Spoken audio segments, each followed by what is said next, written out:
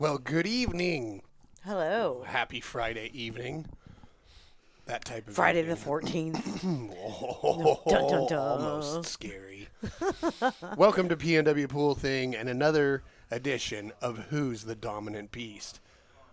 I'm Jesse Johnson, and this is... Stephanie Shurtliff. What's up, you guys? Yeah, Y'all welcome ready to Friday night. Friday night pool action.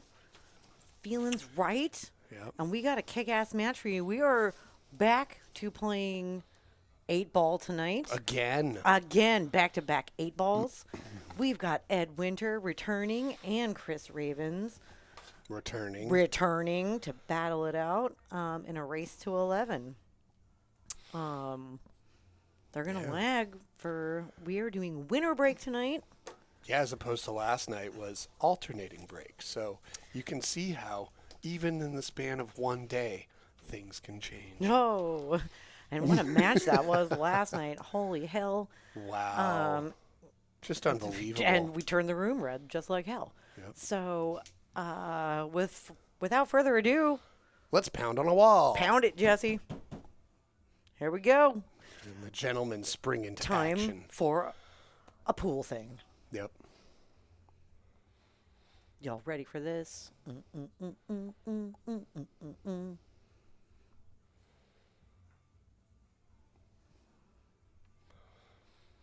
Lag it out. Ooh. Very nice. Looks like Chris has it. Mm-hmm.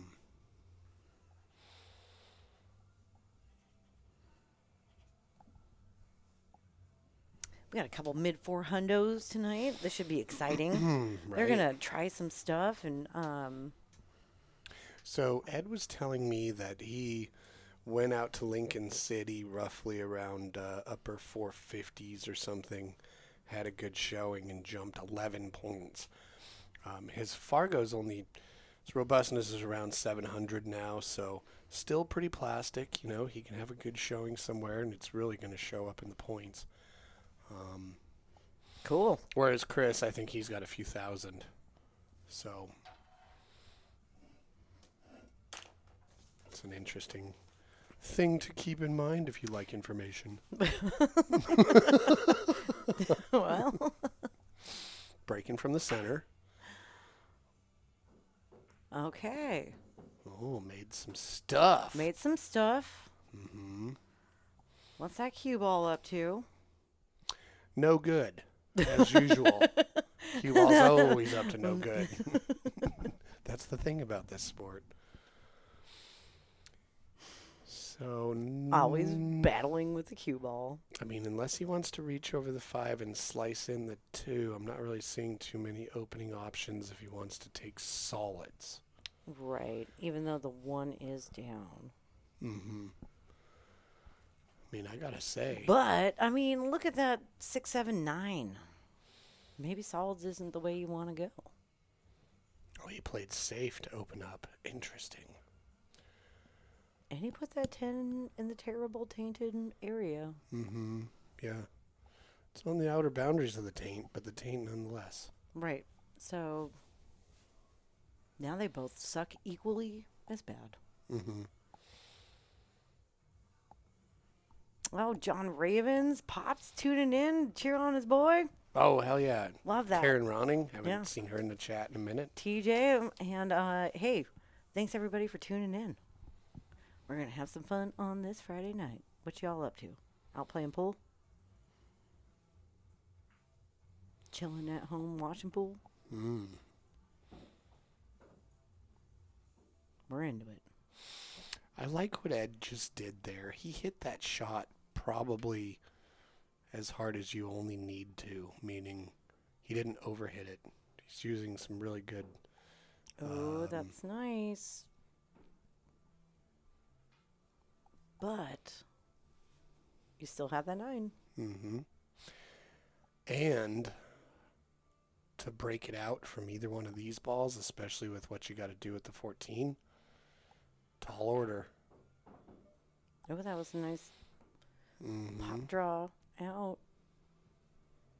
But you make this 13, then what? Well,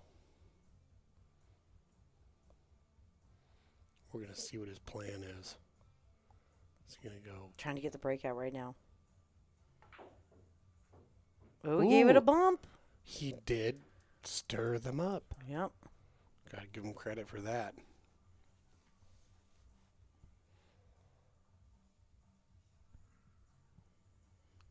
TJ chilling at home with Doggo. Doesn't sound like a bad evening. Right. Well, Ed recognizes the fact that one of the only ways he's going to get out off the 6, got to miss the 8. It didn't miss the 8. But that was a cool shot. Okay, pressure's on now, right? Because the 8's out in the open, the 9's out in the open, and they're both right by a pocket.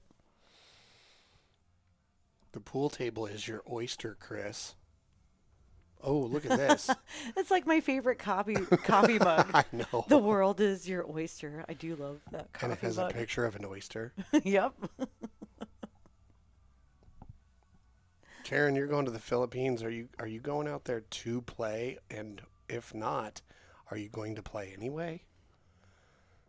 Yeah, girl, you better take your pool cue to the Philippines. We've got a buddy, Dr. Ed. Right. That loves just going on vacation with a pool cue to the Philippines. And going all over Asia, actually. Yeah, He was just traveling around. Was telling us exactly how much. Sounds super fun. Chris is doing a great job here running. Just cleaning it up.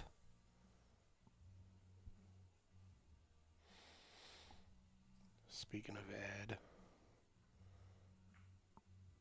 Yes.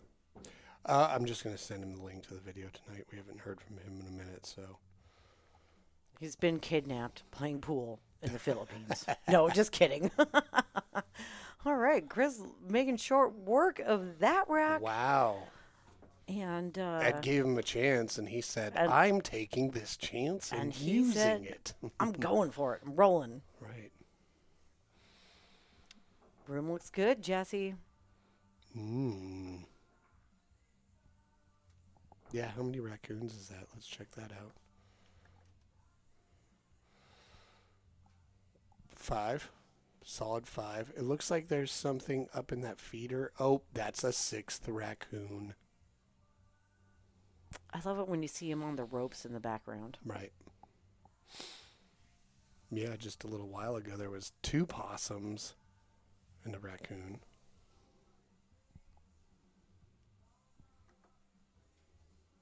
Okay. We're about to check out Chris's break. Oh, he goes so straight. So straight, he measures it. Well, it's winter break, so he broke last time. He broke again. Yeah, that's true. This time his cue ball went to the right side of the table. Last time it went back to the left. But this time it was a dry break. Mm-hmm. In fact, it was threatening the side pocket. You know, so we're going to see what happens as this match goes on with his break. Because, yeah, it looks like he's trying to break from dead center. And so far, 2 very different cue ball reactions.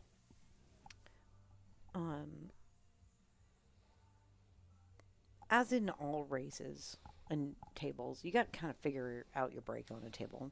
It takes a break or 2. Mm-hmm. Or 10. We'll see. Show me this side view. Okay, what looks good here?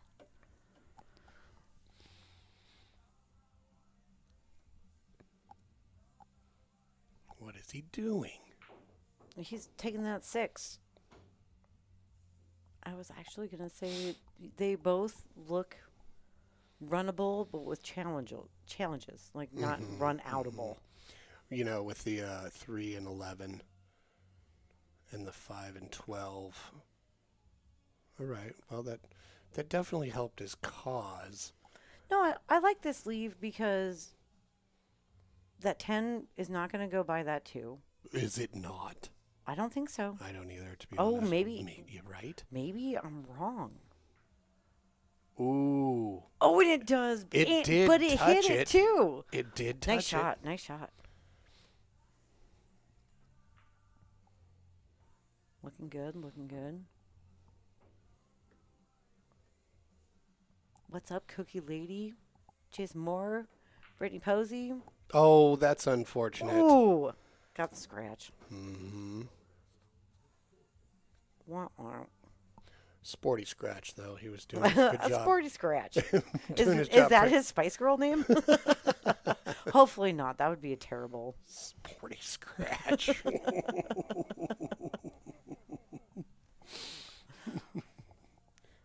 I'm forming a boy band pool group based on the Spice Girls. Who's going to be Scary Scratch? That's the question.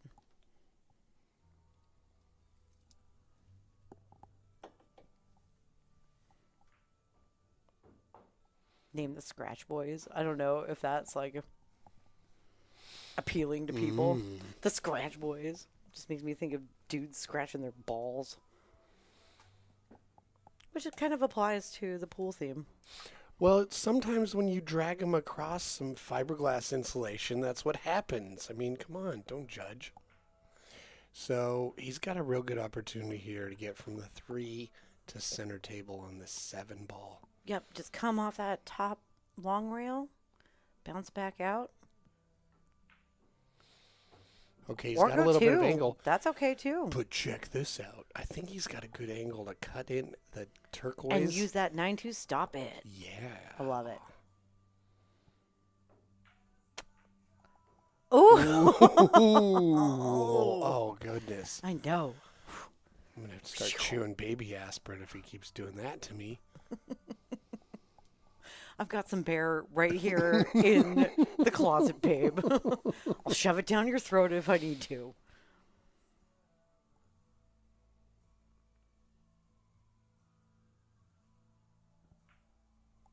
Nice. Okay. Ed answers back. He sure does. Woo. He was saying he's been working a lot on kind of slowing down and taking his time, and that's not the same thing as I want to play slow. Now you're just being a little bit more deliberate about every motion you make because you start shooting well, you get a little bit of wound up. Oh, that deer is a rocker tonight. He looks like Kenny Powers. Oh. Rocking his FTMF hat. Yup. What up, Paul Marquez? And his gold chain. Mm-hmm. Deer means serious party time. Rock it. It's not a curly mullet, but... Hey, mullets come in all shapes and sizes and lengths. Well, I mean, for Kenny Powers. Yeah. I know you didn't watch Eastbound and Down, but... No. You know who Danny McBride is. No, but in the early... No, you... Wait, yeah. No. You know who Danny... Everybody knows who Danny McBride is, and if you don't, you're missing out in life. Okay, Ed, what you got? Okay. Ooh, he's got a 1 ball in his side pocket. Side dropper. Why do you gotta look on that? Showstopper.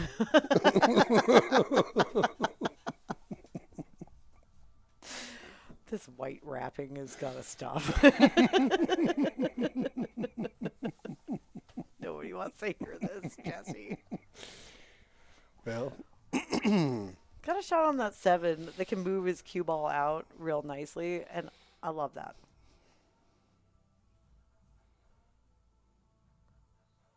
Just don't go super hard because you don't want to scratch in that bottom side pocket. Well, you also don't want to run into the 2 here. Oh, he did a little bit. And didn't make it. He was a little apprehensive about where his cue ball was going and the makeage of the ball.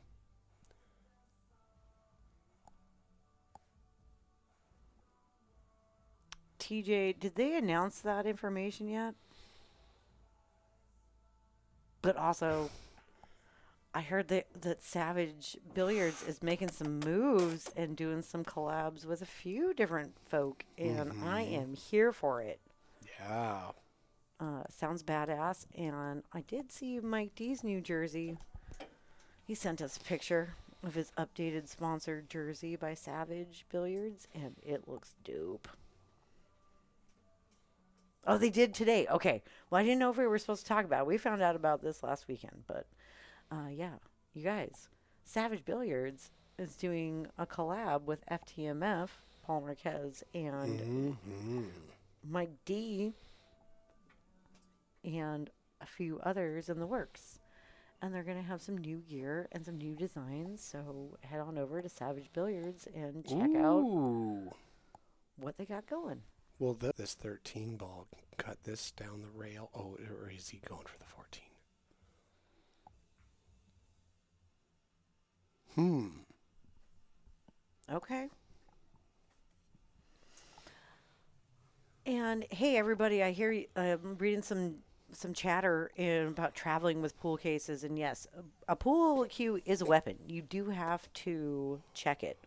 I'm going to highly recommend that you buy luggage since you already have to check it, and it's the same price to check a bag. Get yourself a bag big enough that your pool case fits in, because pool cases are usually by themselves or not dark in color. They're weird shaped. They get trapped on.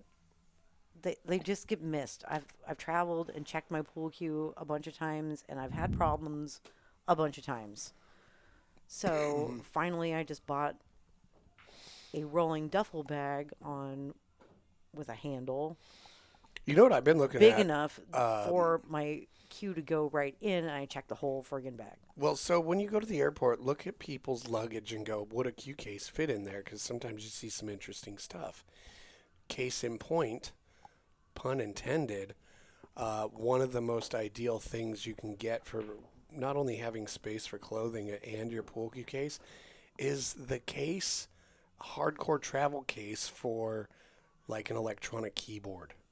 They make hard rolling cases for those things, and they're different sizes and whatnot, so you can fit a pool cue case in there and some clothes, and it basically has like the shape of a large harmonica. But as far as traveling with clothing and pool cue cases, look into that. Keyboard cases. Okay, hitting the 11 here. Oh, and he's banking it back, and it looks good. And he went up there and nestled. I wouldn't be surprised if he shot the 12 and then took the 10-15 combo. I mean, as far as combos go. Karen makes a good point. Yes, they also can charge you an extra, depends on the airline, but they can charge you an extra fee if they know it's sports equipment. So. Look at going this, to Vegas. Is it going to block the pocket? Going to the Philippines. It is. He did it. And Chris has got to be like, get out of town. What are you up to?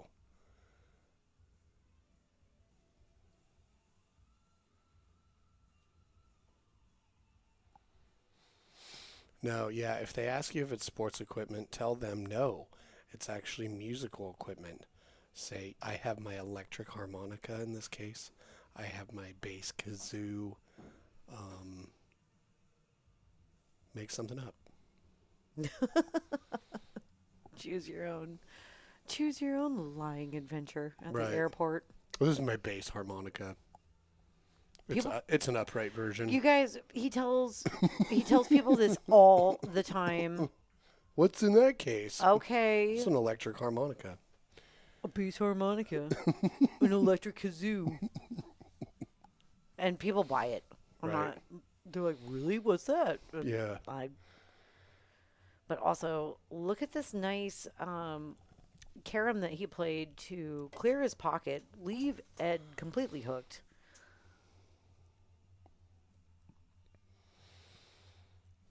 That is pretty special. Right. Kick at that combo. I think kick at the combo. Call the 15.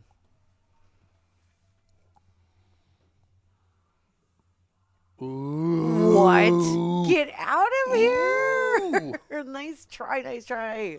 Well, he made a legal hit. Yeah, totally legal. And he said, no, Chris Ravins, you will not capture me like that.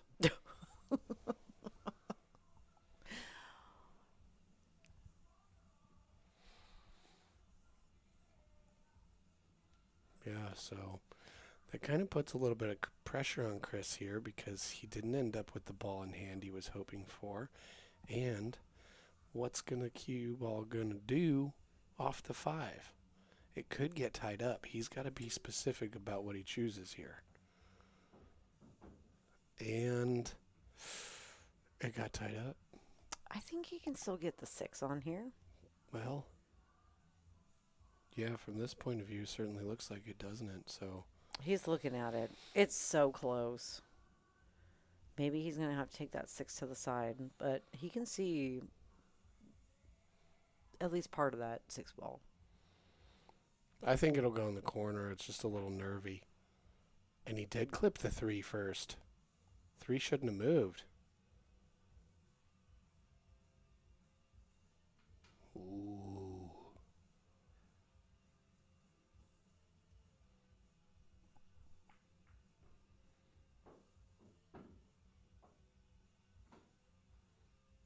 Okay.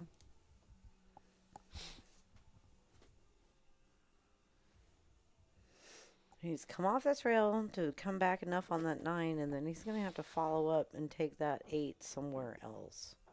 Ooh, and he ran into the 3. Okay. Problems now. Because you're going to have to hit this so hard. To slice it. And then the ball's going to be bouncing back and forth. And it's going to hit the 8 somewhere. Right. Or and if it doesn't hit the 8, it's probably going to hit the 3. Right. Unless you got some interesting reverse at it. Okay. He's called it. Here we go. Yeah. Get wild with it.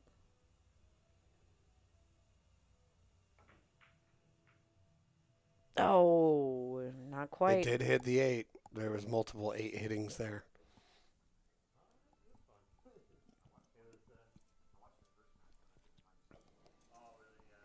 Unfortunately, Chris only has 3 balls on the table, and one of them's going down with the other replacing it right now.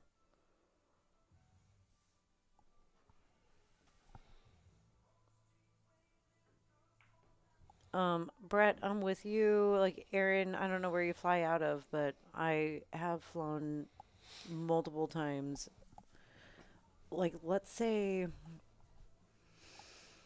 Through the air? In the last 5 years, I have flown at least 40 times, and every time they make me check. They make me check my pool cue. I have seen somebody pass security with a pool cue, and they're like, oh, and I went up to them like, what? How did you do this? And they're like, I don't know, I just did. It's a bass kazoo.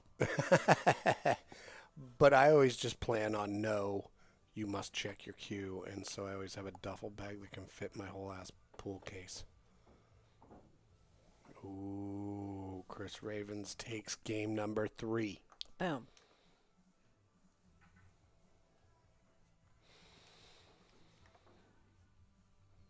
Yep, look at them critters. Them critters. If you want to watch these critters, I really recommend this channel. 24/7 critters, all sorts of different critters. The link is in the video description. They don't want you hustling at 20,000 feet. Because, us pool players, we're going to find a game. I love it. Good one. Nice.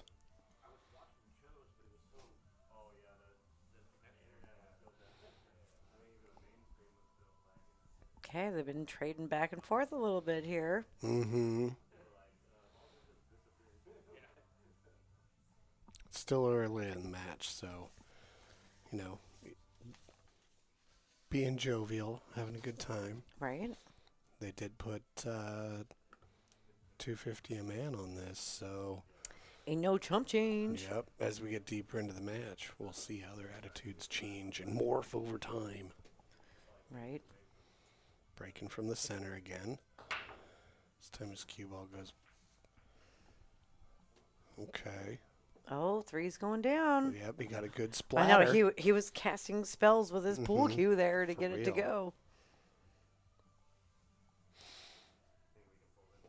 Yeah, so pretty good splatter on that. Cue ball's still in the middle of the table, which always means it's a great break. You can see Chris Ravins' really nice Bitter apparel gear, hat, and shirt. Oh, shout out Andrew Vincent. Mm-hmm.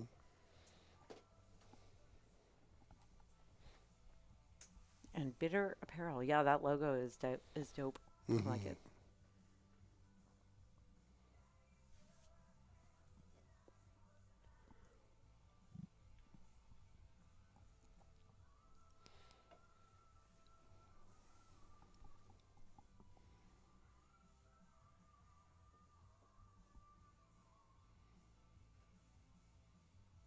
Okay.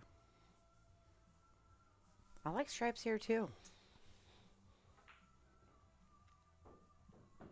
Ooh, you're too close to that 10, but I think you can still see the 9. Ooh, I'm very happy. Yeah, for sure. The 10 only has, a couple homes, all that on the right side of the table. But it could be a great key ball to get onto the 12. For real. Yeah, I think you really got to be thinking about what you're doing with that 10. The 10. Oh, but you don't want your 12 to be the key ball to get onto the 8. Well, the 8 has some gigantic areas if it is, so it's not necessarily all that bad, but you better do it specifically because there's a lot of angles that can cause you some serious problems.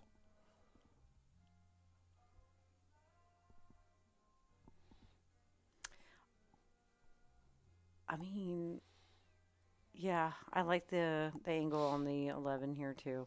Mm-hmm. Just got to be sure you know what you're doing when it comes to doing with this 15 ball. It's going to run into it. So you want to put enough mustard on it that it's going to bounce off the rail and not sit. But you don't want to put too much and have it bounce out of the pocket area. Because it's going towards that rail. Yeah, he's wise to do this little serious walk around bit because I'm not really seeing any like real obvious patterns. Something's going to be relying on some sort of wizard shot. I would like to take the 10 here, but not at this angle. Hell no. Yeah, because it doesn't take you anywhere that can and help get you with that the 12 11. out of my mind and then be able to travel back down here with a couple balls to figure it out without having to try to get super shape on that 8 right now. Yeah.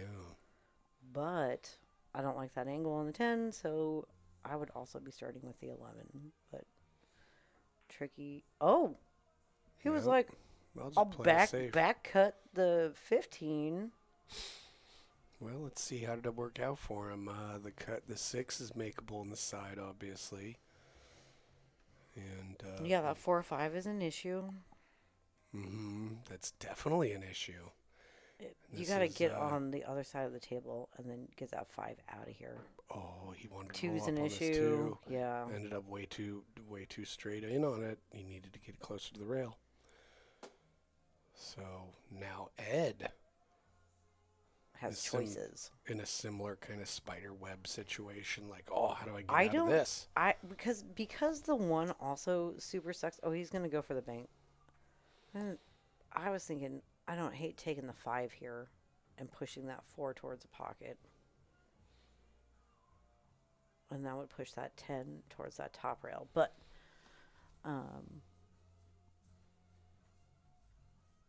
don't totally hate this either because there's no obvious shot back.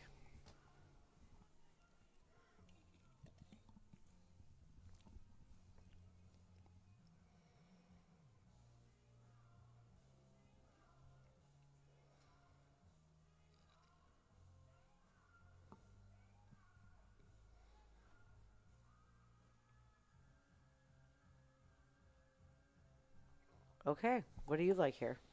What are you doing? So your stripes. He's stripes? No, this is Ed. Oh, this is Ed. Okay, sorry. They're both here. I know. Nope. Right. It's Chris. God damn it. They're both wearing hats backwards, long sleeves, and black shirts. Right. So it's hard to tell from the hands. Okay, yes, but Chris is stripes. That's what I was thinking. It was like, no. Okay, I don't blame him for going for that. Okay. You know, yeah, I mean, don't hate it. Missing, you do sell out on some stuff, but if he had made it, he would have really manufactured some seriously good opportunities. Absolutely. You know? Mm-hmm. That would have been a great angle on that 10.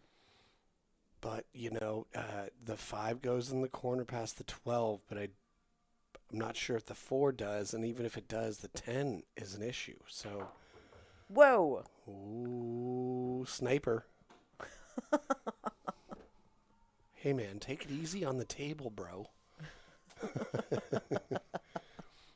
You hear that through the walls. Okay. So this is an interesting situation. He's a real long shot here on this 4. He may not even have the 4. He might have to do the 5. Well, we'll find out. I think he's going for the 5.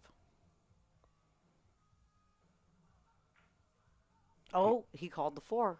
But he did hit the 5 first. Well, it doesn't matter. It's his ball. Well, for real, I know that. But I'm just saying it was like he skinned the 5.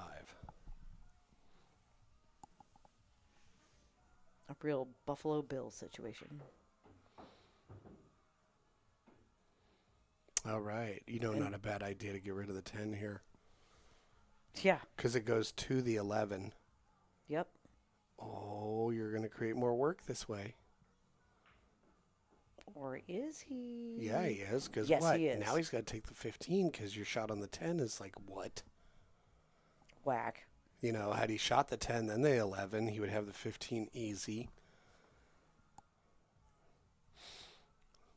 Pattern play is important. Oh, but if you can do this. Yeah, I would say if you can just draw it right back into position. Okay, but is he? Yeah, you got to follow a little bit here, but not too much. And nice. Oh, he gets there. He's getting there.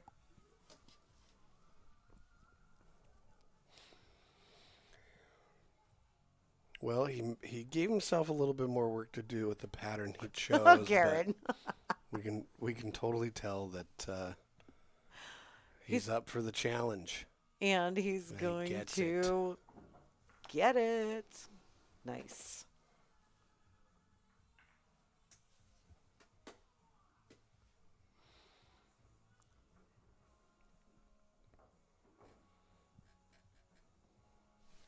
Well, way to get out of that rack, Chris. Goes up 3-1. I think it's time to get to know our players. What do you think? Well, sure. I love Yeah, the we're a idea. couple games in. We always try to wait at least a couple games in. All right. Chris Ravins. Nickname Ravins. But his wife calls him Honey Bunny. How cute is that? Do they hold up coffee shops in Southern California? I'm going to go with probably no. Okay. Aloha, Oregon. From and resides. And he said he's been playing on and off for about 9 years. And his good buddy Jason Coates got him started. So shout out Jason Coates. Is that Coates with an ES on the end? It is. Okay. Oh, I don't think I've ever seen the last name Coates that doesn't have the E, like just straight up like multiple Coates. I'm sure it exists. Right. Every name exists. Every name exists in the history of ever. It's true. You think, wow, I've never heard that, but no, it exists. Yeah, otherwise you wouldn't have heard about it. Even when you do. Yep. Chris plays out of 89 Sports Bar, but that also is where he works. So, repping 89 Sports Bar. We got to go out there. I know, a.k.a. Underground. We got to do it. I know. They always support us and put it on, probably because of him. But he also, says, shout out his boss, Jimmy. Jimmy. We got to get down there and meet everybody. Yeah, we do. Get into it. He 8-ball and 10-ball are his jams. And for pool goals, he said by the end of next year, he wants to be 500 plus. So he's going to be putting in some time and going for it. And I love that. He said he's playing more leagues at the moment. Okay. Yeah. Well, leagues, yes, can definitely be very useful in raising your Fargo. But if it's the type of league where you're playing everybody one game, and then building data off of that, you really got to play great every single night. So you got to bring it every single night. Yeah. He's bringing it tonight. Yep. Outside of pool, he says hiking, fishing, and going to Disneyland. Oh, nice. Which we just got back from. I know. Going on the way there, I was like, Disneyland, really going to Disneyland, but now you're like, oh, yeah. Then you got all inspired by the production of it all. Right. And the attention to detail. And it really enhanced our Halloween setup this year. Because of you getting all inspired by the if I'm going to run an extension cord up a tree, I'm like, what combination of spray paints do I need to get to paint this extension cord so it looks like it's part of the tree? I know. Attention to detail. Well. And our place looked tight. Yeah. For Halloween, so.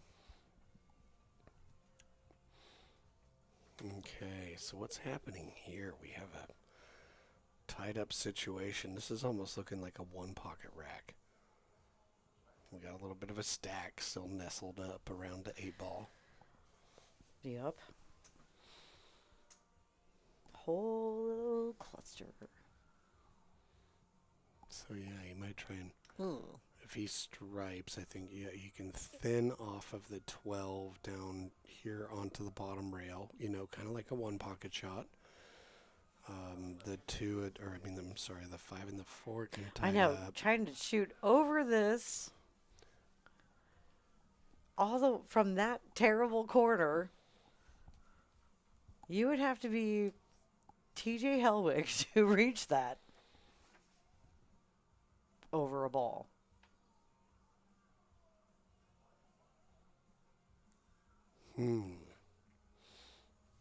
Yeah, I can also understand if he chose to reach over the 9 and go at the 11, you know, kind of like stop the ball there or something. As long as you don't leave a shot on the 3, you know, the 7 doesn't really have much. The 5-4 is tied up.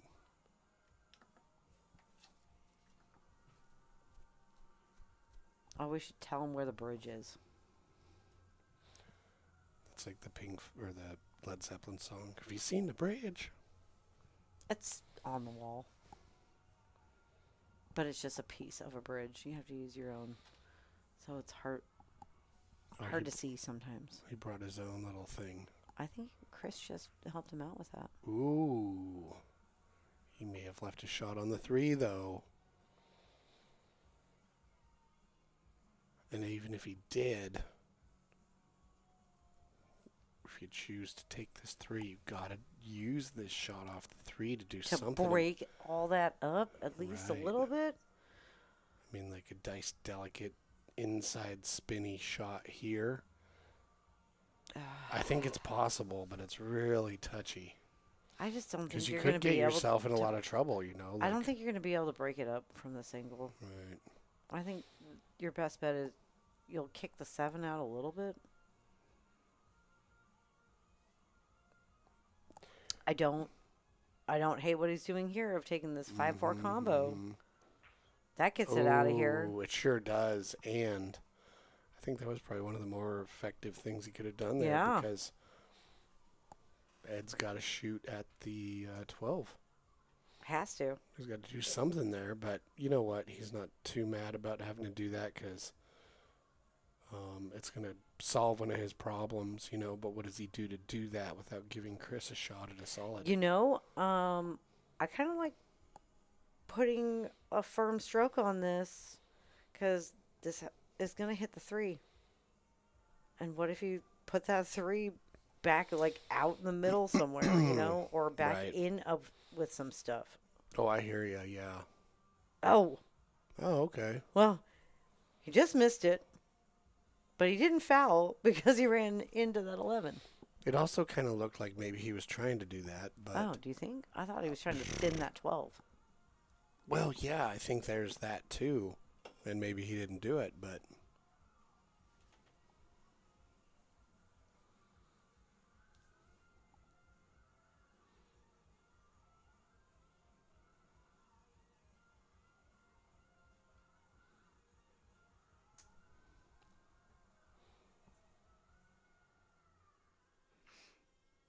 Okay, this isn't looking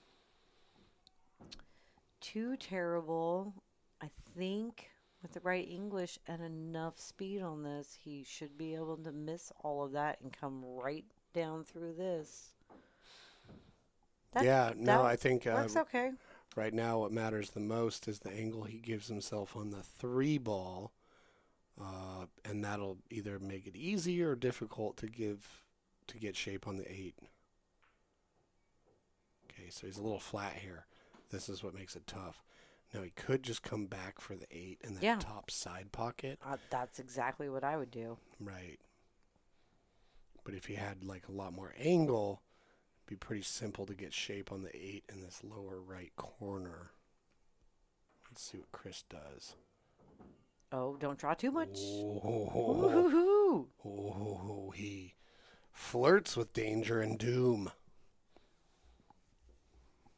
But ultimately, he got them digits. Oh, no! Ooh, or did he? And Ed gets a call from the governor. I was going to say, it could have been fake digits. Fake digits. Imaginary numbers. Who knows what? 555. 5555.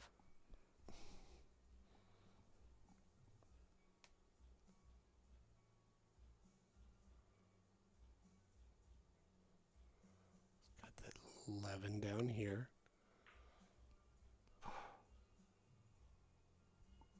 Oh, no. Ooh, and he's sold out. It's okay. We're playing a longer race tonight. Mm-hmm. We are. But, like...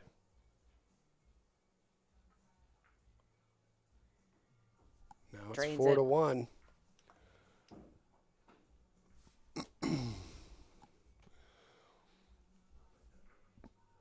Ed had that game in his control. He'll look back on that and try and figure out, well, what happened there? Why did I not make the 11? He's got his FTMF hat on, and... Speaking of FTMF, Paul Marquez, the Dragonfly Billiard Academy, and 2 great women shooters joining him to do this free women's pool clinic series at the Village Inn in St. Helens, Oregon. On November 29th, 11:30 is lunch and socialize. Clinic starts at 1. So that's a Saturday. It's free. Saturday lunchtime. Go get yourself some lunch. Clinic. Go get yourself some pointers on your game. He's moving with some it. Look at this. Super rad people. Now he's going over here. Okay. Oh. Sinking balls. Not much is tied up. This has been really effective. Interesting. On a scale of 27 to 53, how effective do you think that break was? Looks good to me. Cool. I like it. Like a 46 and a half. I mean,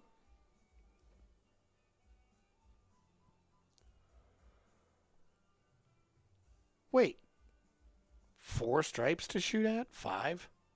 Yeah, that's what I'm saying. Wow. I'm totally down with this. Whoa. I'd be all over this. This is a great break.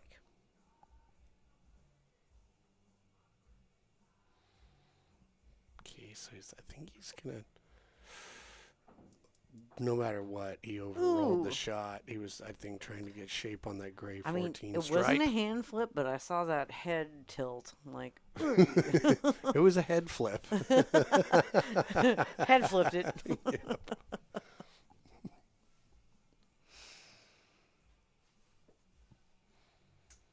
Because, you just didn't want to go too far. Or you needed to go further. Well, don't hate it. Yeah, he did something. He did what he could.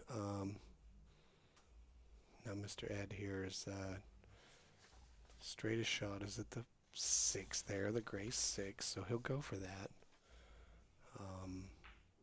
Okay. And he'll get it. And I think he gave himself a look at the 4. You think he's going to take that now? I think. If you can see it, why not? Yeah, I agree. But have a plan. How you dealing with that turquoise 7? Okay, rolled forward just a hair there. And that was super important because now he's got an unencumbered look at the 1. If he could power draw here. No, he just wants to stop it for the 2. Oh, I was going to say he could maybe kick it off with a 14. But no, so he'll I just like roll that forward. Okay, yeah. He'll just go from perf. 2 to the 7 and then get the right angle on the 5. Boom, boom. Okay. He's looking really good. Yeah. I mean, Sure is. He's got to draw off this ball and stay above the 8. Or a bunch of top right. It's going to get you where you need to go.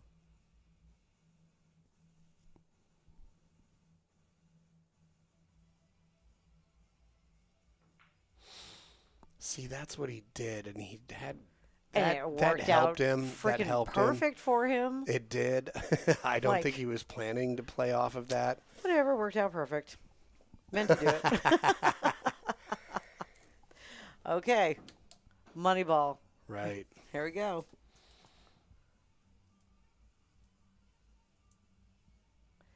No pressure.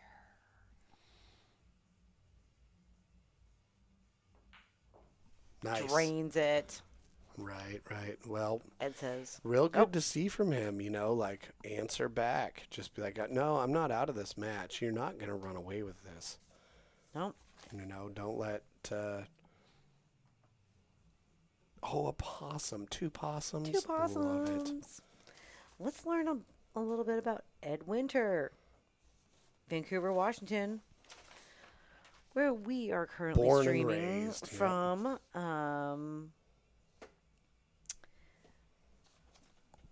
Said he's been playing for about 25 years on and off, all over Vancouver, but started at the old halftime. So, any of you locals that know the old halftime, mostly plays out of Silver Star. You might know him from Saturday Night 9 Ball, running the Saturday Night 9 Ball tournament at the Silver Star. Also, Fargo reported. Mm-hmm. Says for pool goals, he also wants to get to a 500 Wow. by the end of next year. The cue ball and the 11 ball just did the most amazing dance where one was going, then the other was going to scratch, and then they tickled each other, and then the 11 ultimately went down. That was pretty weird. But cue ball's still on the table. It's his shot, but he's shooting from the rail. So he'll most likely try and slice this 3 ball on the top side.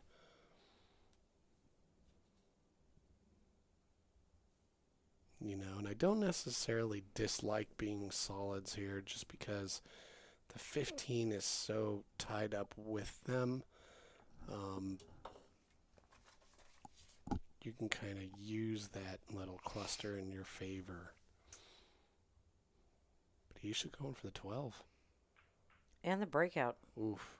That would have been excellent. Well, it really would have, but instead it solved all the problems for the solids. The table is still open. It's wide open for Chris. Yeah, wide open for Chris to snag those stripes and run out. I don't know, dude. I think I would probably take that 15 now. We're so close.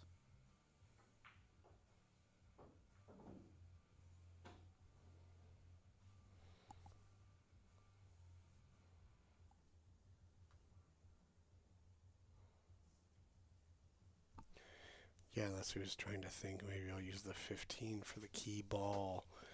But going from the 15 to the 8. Interesting. So, yeah, I think you're right. 15 first. Now, it was so close. You could have just popped it and stopped it and had the same shot on the 12. I kind of tried to pop it there because of how close he was.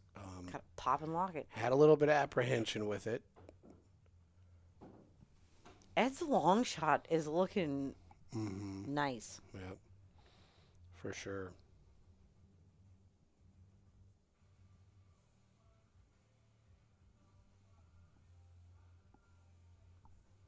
Work those sides. Okay. Okay. There's enough angle here to shoot the 2 and get a great breakout. I think so too. That's exactly what I was going to say. You got to take this 2 now. Don't look at that combo. It's off. It's no good. Yeah. You see no combo here. These are not the combos This you're is looking not for. the combo you're looking for. No. I played it safe, you know. If that's what you feel like you need to do, I think that doesn't suck. That worked out well. I mean, maybe he's got the 10 at long range, but even still,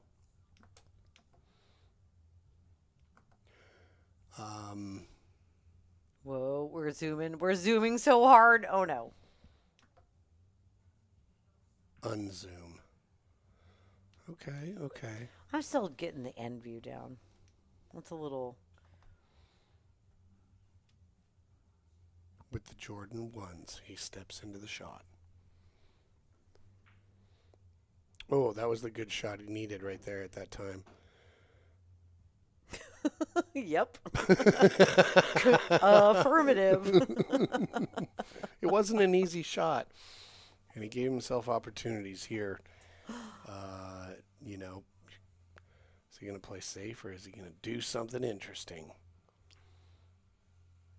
Well, that was interesting. Look, he blocked the 10, so he's got to shoot the 15. You know, it was something. He wouldn't shoot the 10 anyway. No, you're not getting that. Or even the 13. That's a no. You got to go for that 15. Are you going to slice it? Yes, you are. Is he going to drag down the rail some enough? Right-hand English, and you got it. Oh, it got weird. Oh, no, it got weird. Well. It got really weird. You know what they say around here. If it's not getting weird, it's boring. No, I was going to say. That's not it? Keep pool weird. I don't know. Oh, okay. Yeah, that's much more reasonable. And he was. I like this. Is he going to follow? Yep. Nice. He owns that pocket. It is his. But it does look like Ed can see that 5. Well, good. He better. Yeah, you can see it. How is he going to deal with the 7 stuck to the 8? Both players need that 8 to be a little bit more free. Who's going to be the one to disturb it? It's going to be Ed.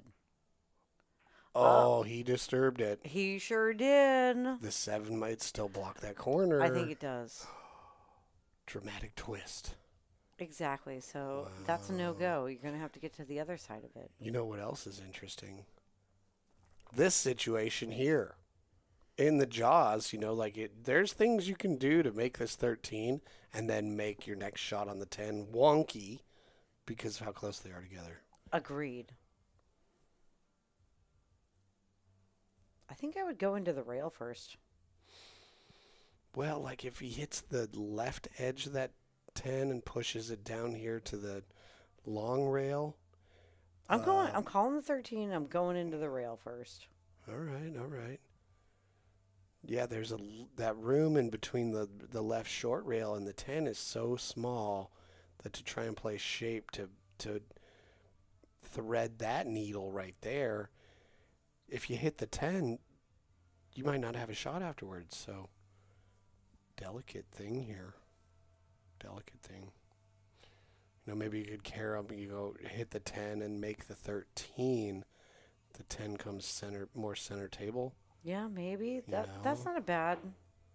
Oh, he did that, as you can tell by the thing that happened. Words coming out of your mouth. That wasn't terrible. He's got a thin cut here, but that means the cue ball will carry energy, which makes it easier to get closer to the 8. Yep. Oh, got just slightly behind it. No, and a scratch. And a hand flip? Nope. He's a cool customer.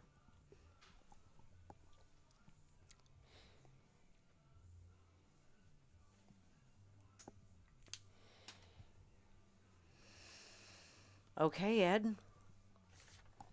Ed Winter. Ball in hand. Mm-hmm. Time to run it out. Yeah.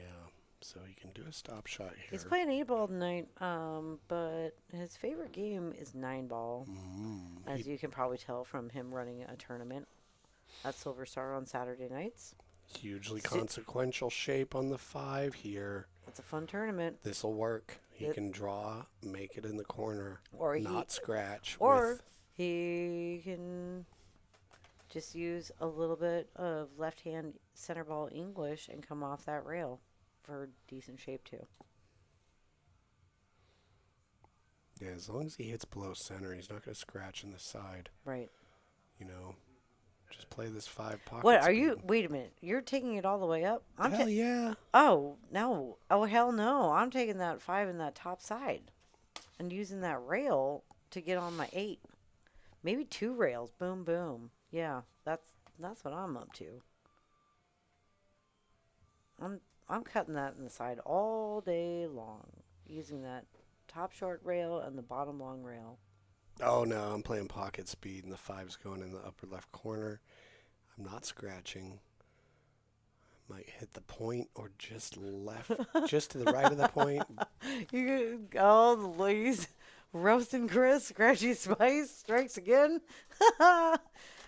Yep, you guys are killing me. His wife calls him Honey Buddy, but the chat calls him Scratchy Spice. Oh, and he got it. That'll work. That'll work.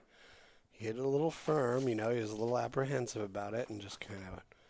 Then he kind of even jumped up on the shot. You could tell it was a little nerve-wracking for him, but he's gotten a shot at the 8.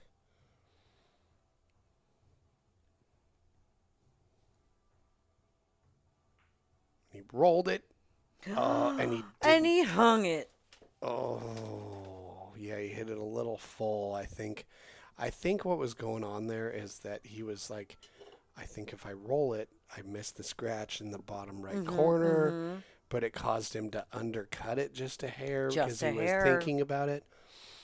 You know, and the solution to that is just draw it into the right-hand side rail. Just turn your brain off.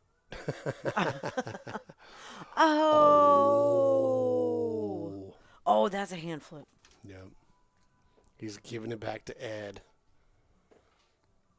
A few turnovers in this. A dramatic end to that game.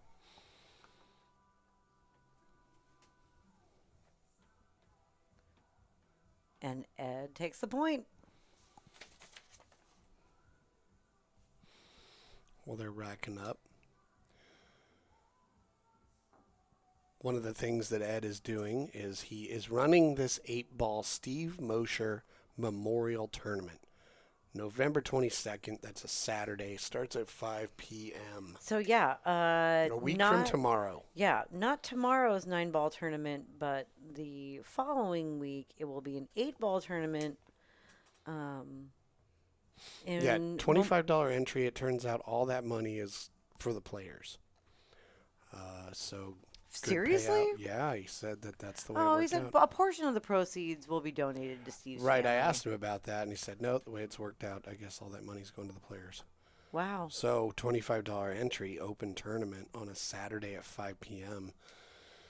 Dude, I know. that doesn't sound too bad. I know. We got the scratch. Race to 3 on the front and the back.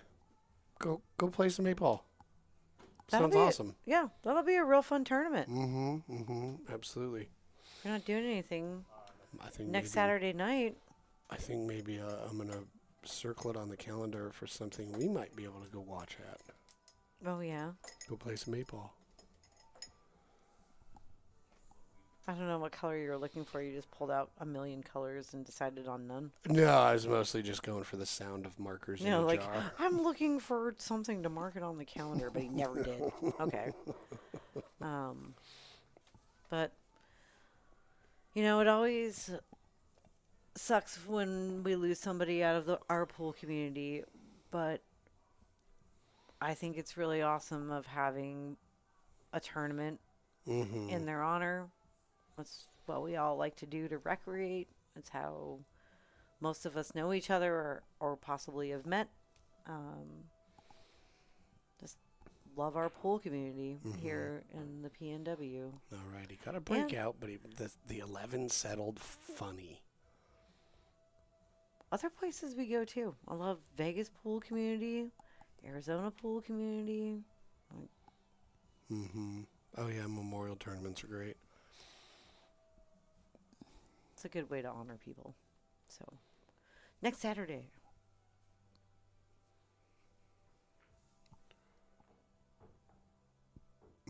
Oh. What have you here? Nope. You're not getting that far. Yep, you left yourself Nope. strange. You're not getting that too. Nope, you're not getting that 3, 7. It is, unless you want to get jumpy. Yeah, I mean you got a bridge on the short rail, reach over the 4 and the 12 to go at the 7. The good news is, like, you don't have to make the 7 nor try. There's some places you can get using it that make it tough for the stripes.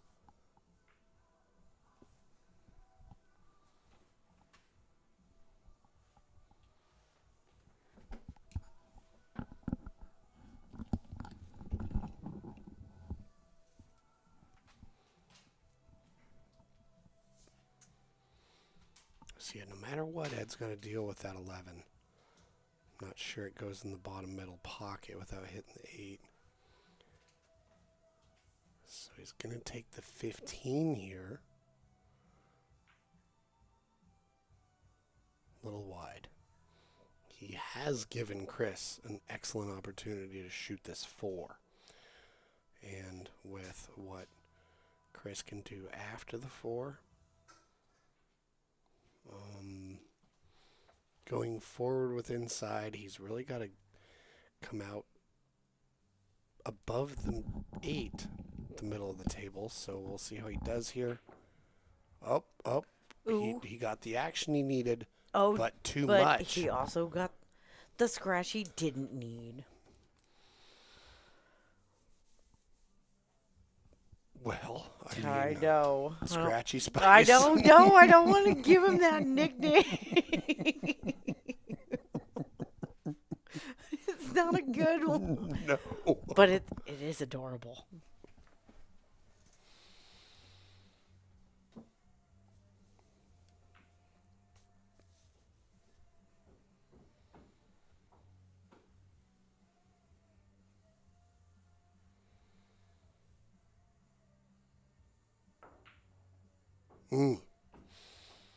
With authority.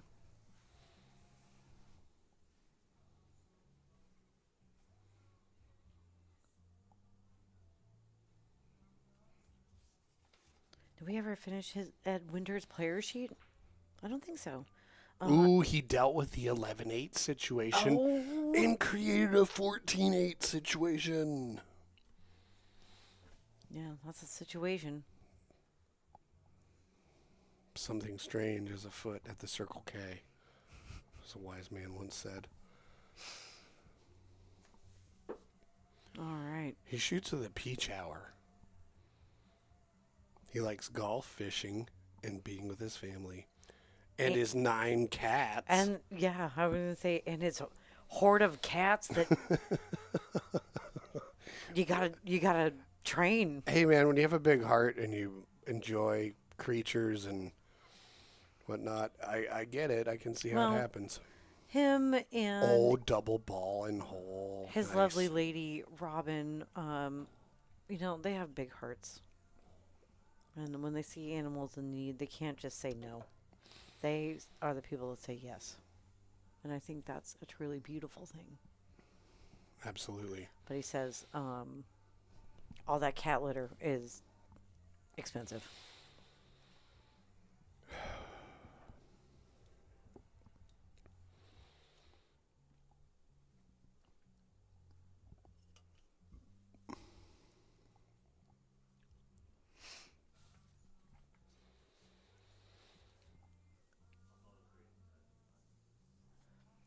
yeah. We could almost hear that through the wall. What do you say? Blah, blah, blah. He's calling the 3.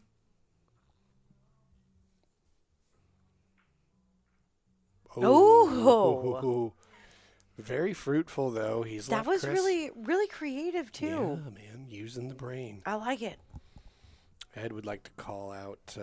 Call out? Well, shout out. I was going to say, calling out and shouting out is 2 totally different things, What Jesse. about yelling?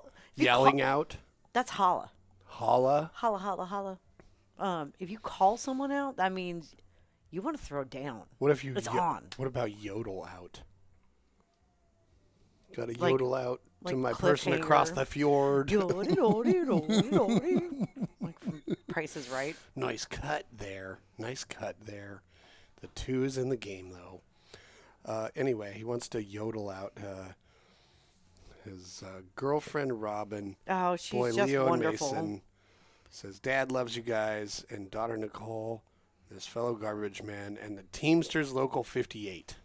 That's right. So for those of you that have tuned in, Way to you go, said you might. Union Way to go, you guys. and family. I know Robin was telling me that she's got the nephews over tonight too, so all the boys watching. Awesome. And while we're doing shout outs, Chris Ravins wants to shout out his lovely wife, love of his life, Tasha. His boss, Jimmy, at 89 Sports Bar. Jimmy! And Andrew Vincent. he has a friend owner /owner, but of Bitter Apparel. Right. Andrew Vincent. I really want to see what Andrew and his daughter were up to for their Halloween decorations. Oh, I'm sure it was great because everything that he showed us was freaking badass. Mm-hmm. Mm-hmm. I want to go check out their setup. Me too. Ooh, all right. Chris pulls away. Okay. Another 2-game split. We got 5-3. We But we got a lot of pool to play. Chris isn't even halfway yet. Mm-hmm. We are checking in on that beast tracker. Checking in on those. We're so on top of it tonight. Right. There's 6 For now. six raccoons in their South Carolina. I think that one up front is a friggin' possum, dude. Oh, Yeah, that's a possum. a possum in raccoon's clothing. Yeah, exactly. Just hanging out all together. It's a marsupial. Some people think they're enemies. No, marsupial is another word for friend. What? No, I don't think that's true. Hey, I'm friends with every marsupial. Now he's going from just off center. Yeah, Chris he's is dialing doing it all in. kinds of stuff with this break, huh? He's been all over. Let's see where the cue And ball goes. I've been noticing. Ooh, I notice with my noticing machine. AKA your eyes. Yep. Oh, look how well he stuck the cue ball. Is he going to make something? 2 goes down. 2. Woof. Because that one flirted. Something else flirted with the side pocket over here. No, Andrew Vince says, yeah, dude, let's make it happen. We'd love to do that. Come on over for dinner and pool. We'll bring a pizza. Give us a tour of all those movie monsters. And your dope cool pool clothing line. If there's some way you can combine those 2 things, Andrew Vincent, keep it in mind. Horror pool wear. Ooh, nice shot on the 12. Think about it. Good speed control. Hit it soft. He's giving himself opportunities here. Now. Could Ghostface be snapping a cue over its knee? I don't know. He's got to deal with this 9 and this red stripe that we call the 11. What? Okay. Yeah, for sure. That's a situation.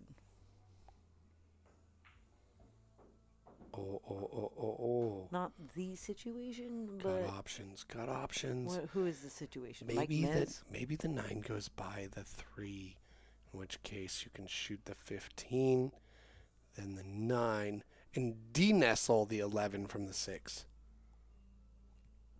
Call this an 11ectomy. Oh, and a scratch. We call that a cue ballectomy. Cue ball has been removed from the playing situation.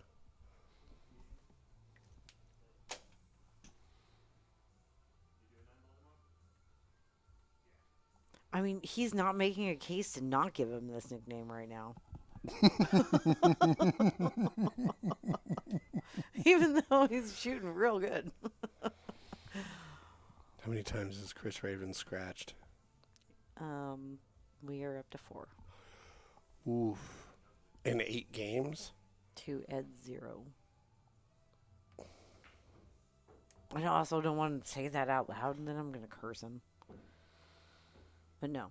Whatever happens, happens. It's definitely it's not like you're a witch or something. And I'm like, well, you do have a murder of crows. Did you see what happened this week with my crows? We had 50 crows here in the yard cawing and making a crow tornado. Okay, you guys, I'm doing stuff on my laptop. I'm doing work. I'm inside. Jesse's out in the shop. It's actually a crow top. I hear some cawing. I'm like, cool. Like, the crows are here. I go out. I put some food out on the stoop. And then the cawing gets louder and louder and louder. And I'm like, what is happening? And then I look out the side, and there's like 50 crows all over the trees, everywhere. So I stuff my pockets full of peanuts, and I go out on the balcony, and I'm fantasiaing, like I'm throwing peanuts left and right. And there's a crow-nado happening. It's like I'm casting a crow spell with all these peanuts, and I had to like yell for Jesse. I'm just like, somebody has to witness this. This is happening. It's never happened to me in my life. It was incredible. They were here for 15 minutes.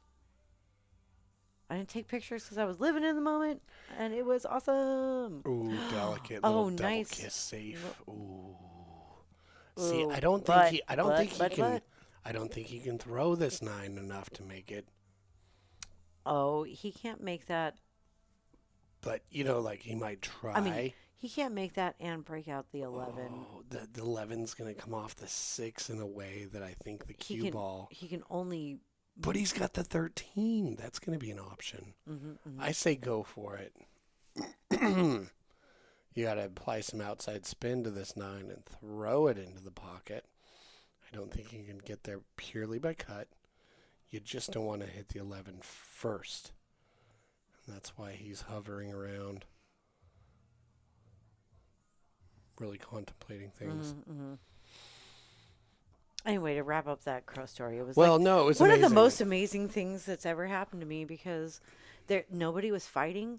They were all just talking and like flying all around, everywhere. It was amazing. Yeah, it's like the crows can get better along better than people. It's but when they were like word got out.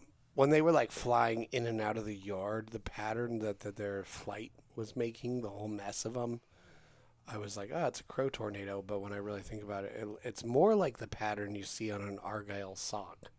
Like they were really organized the way some were coming in and some were going out. Exactly. There was like groups coming down to the ground and others like swirling around and others keeping watch. It was. They never fly and smack into each other. No, absolutely not. It was so beautiful. Mm-hmm. But back to pool.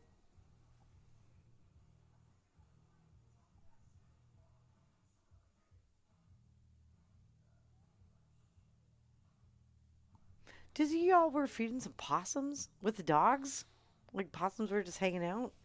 Even with your dogs? Okay, so that shot right there was Chris Ravins. I mean, I know Paul Ross in the chat is saying, oh, you're trying to figure out these players about their different things, but check it out.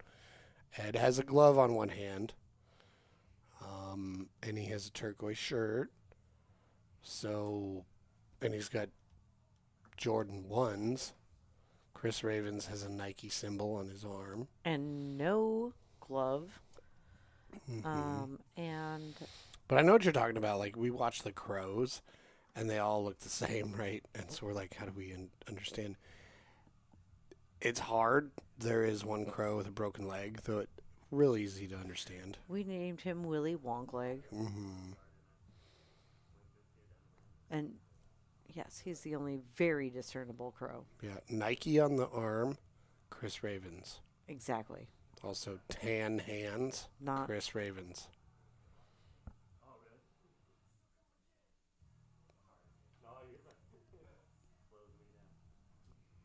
and he is shooting stripes.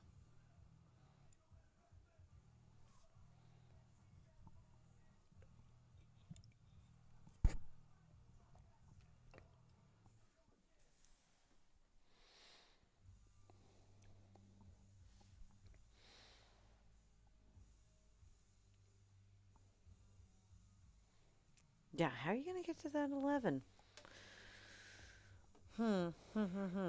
Right? I wouldn't blame Like, him. where's that 11? What's its home? It doesn't have a home. What was he doing there? He was trying to make that, but it seemed like he wasn't fully committed to it. And so what he did here was miss the shot. And leave Ed a makeable shot and a breakout. Right. Now, breaking it out is one thing, but getting a shot is another. Fortunately, yes. Tough to the cut. Side. Yeah. To the side. Tough cut. He's got to Top side. cut this. I think he can roll forward and bounce off the left-hand short rail and not scratch. No, don't try that back cut. Don't do that. Take it to the top side. Yeah. Your cue ball is on the tangent line to leave you for a shot on the 8. It's a tough shot. You got to take it. Well, here's... Hey, hot tip, everybody. Get used to side pockets. You have to shoot them. If you have an aversion, we all, sides can be tricky. So here's what we're going to see here. If Chris if Ed takes this in the top side pocket, I think if he rolls forward, he hits the short rail right, but he's worried about the scratch. He's uncertain about the angle the cue ball is going to go. Oh, but he got it. Oh, he did. Now he's going to the side pocket again. Mm-hmm.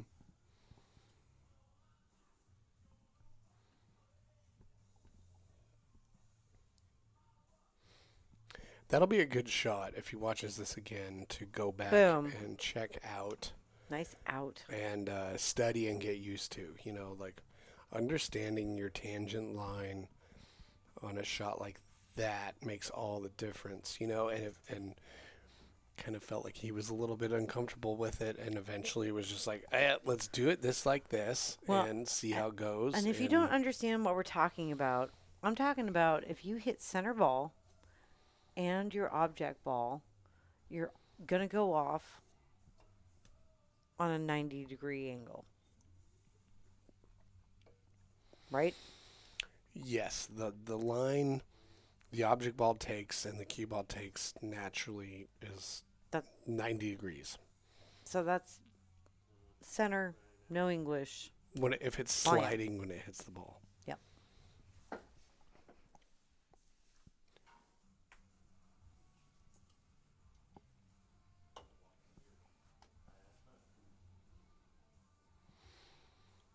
Still within a game. I would say 9 games in, 1 game separates them. Good match. Good match. Okay, so Ed's just slightly left of center. Lost his cue ball. Don't go in. It doesn't. He's got options. Not a lot's tied up. I mean, the 13 is blocking some pocket situations. I'm looking at that top side pocket there, and it's like gross. I mean, depending if you get on the left side of the table, not too gross. but that is not a combo. Right. I mean, I might want to take solids because of And that. it kind of looks like you might be a little bit hooked, and I agree. I would probably be choosing solids right now as well because of that. Bump it. Oh, Ooh. boy, that's really A going to little get less. weird. A little You're less or a stuck little to the more. one.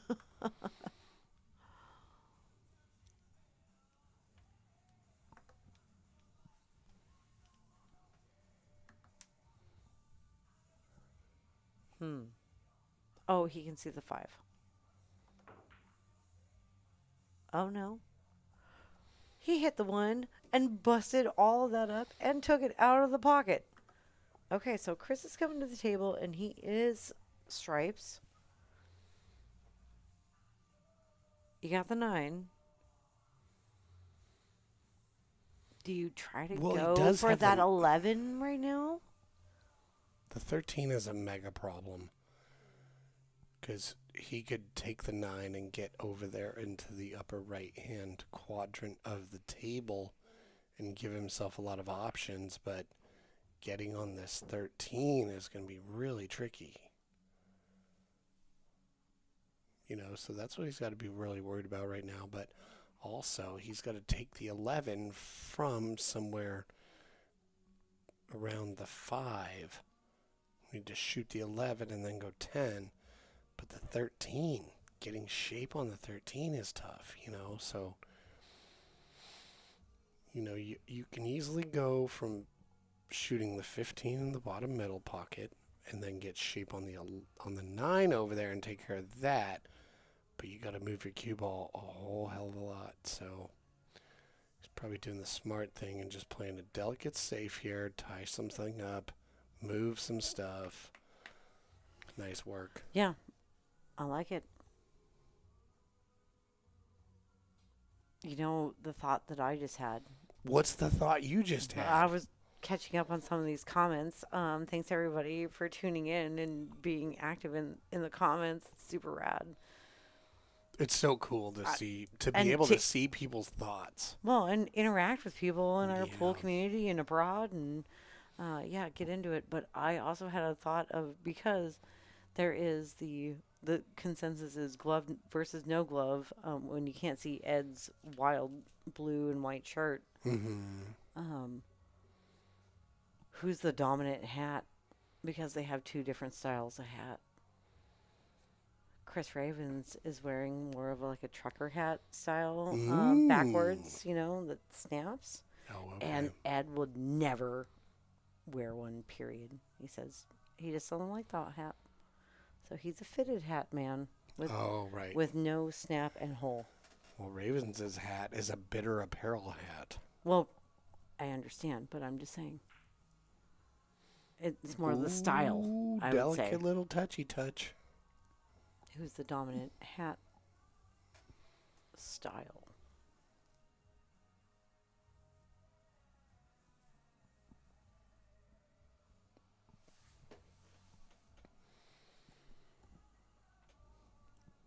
I know. Ed just said, okay, I see you're safe, and how do you like being left down here with all these balls, too? Because Chris is stripes, but being against that short rail, also no obvious shot. Yeah, he was looking at shooting at the 10, which, I think maybe he would have. Oh! You didn't make the 5, and you put the 11 in the taint. Doesn't go into that top side. It's in that place. We all hate it when. I know. Ooh. The bog. The tainted abyss.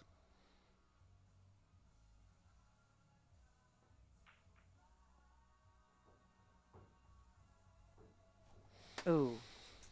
Ooh. Ed just made one of his balls. He did. He was trying to make that 7 in that lower left. But that was the first hand flip I've seen out of Ed. officially.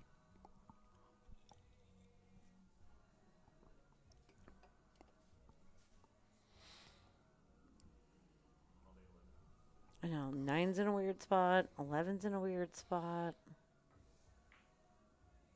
Ooh, double kissed it. That's so many more kisses than double. That's a full That's a double kiss. Smooch extravaganza. Yeah, I was just going to say, what are you running a kissing booth over here? Oh, that worked out real well. Yeah, it did. That was a shot at the 1. And that's his problem ball. I wouldn't, I don't know. Why would you take that? If you get on the other side of it, it's got a home. No, I don't know about that. I don't know if he can hit the 1. That camera made me feel differently about the situation. I don't like it at all. It gave me different perspective. Oh. Legal hit. Legal hit. Dirty dogness. Hey, man. Hey, whatever works, you know. True that. I say cut the 13 into the 5, make it, or carry him in there. Just turn the switches. Oh, no. I mean, I think the 8 still goes. I mean, he is still he wants Ed to get that 5 out of here so bad. He's left him on that 5 a couple times in a row as his only shot. Ed says, no, I'm not moving that until I have to. But it might be time if you want to get a run going. No. Push that 2. Ed's going to play really smart here. Because Ed knows he can tie it up here, right? I mean, he's got no reason to be aggressive. Absolutely.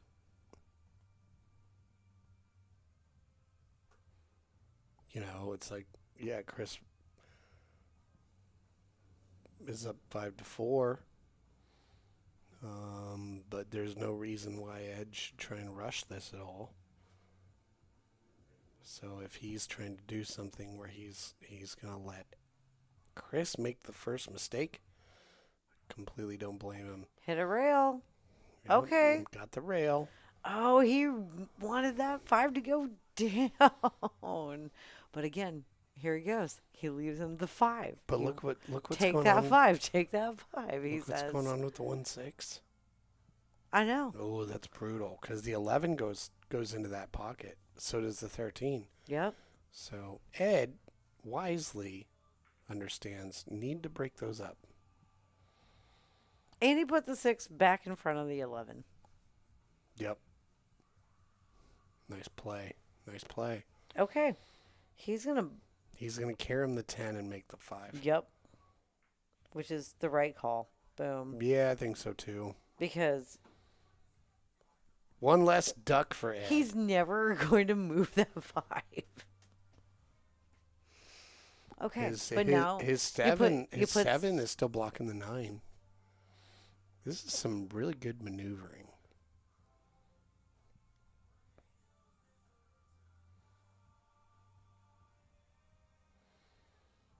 Is he trying to make it? Yeah, there's a run out here. Ooh. A little steep. But not if you can't take the 7 next. I mean, there is a run out, but he has to do a couple, like, real crazy shots, you know. So, well, now he does. Yeah, he's really kind of... He wanted to be down there where he just would have to roll up on the 7, come down, take the... He missed it. But he hit the 6 in. Oh. So he gets to go sit down, and Chris comes up. So he didn't commit a foul. Chris does not get ball in hand, I don't believe. And Chris is stripes. So that shot was crazy because Ed was trying to thin slice the 7, missed it. The cue ball made the 6. And even this leave for Chris is not the best. However, he was got in 13.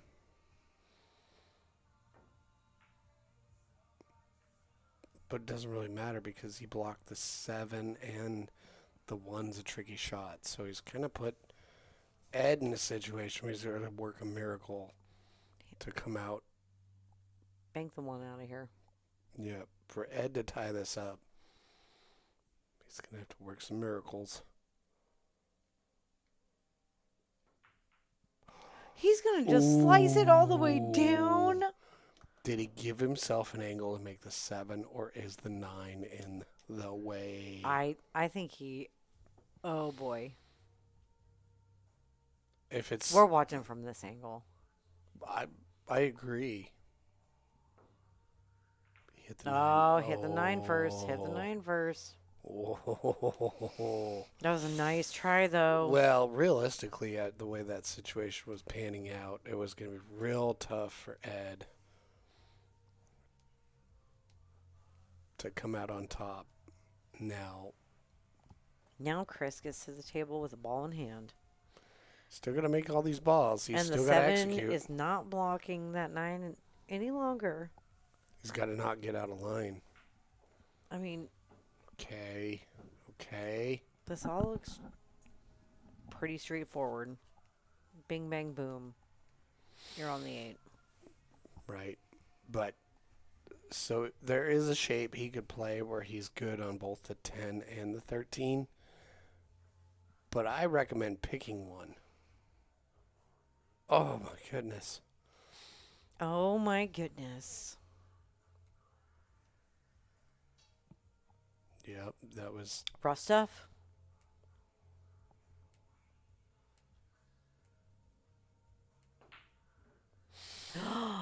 Equally rough stuff. And he blocked the pocket for the 8. We're going to Weirdo Town. I know. I mean, some might argue we are Weirdo Town, mister. Or you were already We there. are the Weirdo Town, mister. Grab reference. Where's my 90s lady witches at? Okay, I like this. There is an angle you get shape on the 8 to make it in that top middle side, but you got to be on the left side of the table. This is giving PTSD. Dude, us too. Us too. Everything's so tense. Just battling. But hey, that's how we do on the PNW pool thing, right? Right. If he wants to get shape on this 8, going forward is going to be weird. Let's see how he does it. Okay. Okay. Oh. Okay. Not the best. Let's watch from this angle.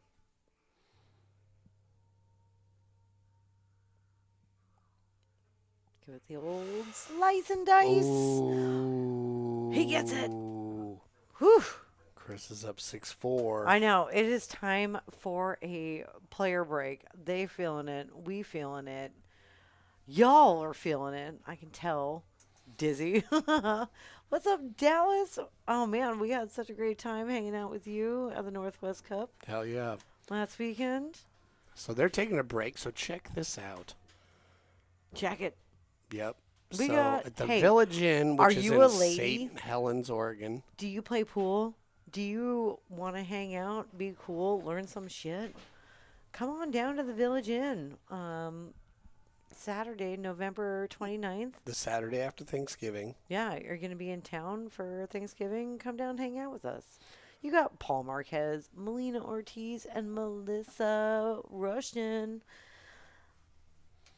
giving you pointers, sharing some tips. Yeah, if you're a lady, go hang out with other ladies and get good experience and instruction. Also, have a nice time at the Village how about Inn. this? Big shout out to Greg Pranther for supporting Ladies Pool, helping put all of this together, being a backer and a just awesome dude. Right. We're all trying to make the best community we can have, and Well, and one of those people that's putting forth energy and Exactly. helping Shout out. out, Greg. Yeah. We love you, dude. Also, with Thank you that in so mind, much. if you are up in the Everett area north of Seattle near the Golden Fleece over the next few days, Mitch Ellerman is around. Reach out to Mitch Ellerman, find him on Facebook, look for the picture that looks like this. Get a lesson from Mitch, an hour lesson, however long you want. This is one of those people that will find out one of the issues you're having with your fundamentals and help you iron it out. Like for me, for example, he's just like, your back foot, it's a few inches out this far, so your follow through, you're going to twist your wrist so it doesn't hit your body. And he saw me shoot 2 shots before he diagnosed that.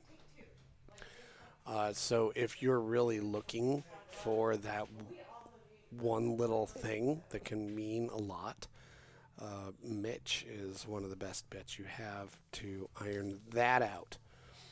You know, I had a motion I was using for 15 years that I didn't realize was holding me back. So Mitch is awesome. If you're in the area, he'll be here through the weekend. Reach out to him on Facebook. See what you can do to spend some time with Mitch.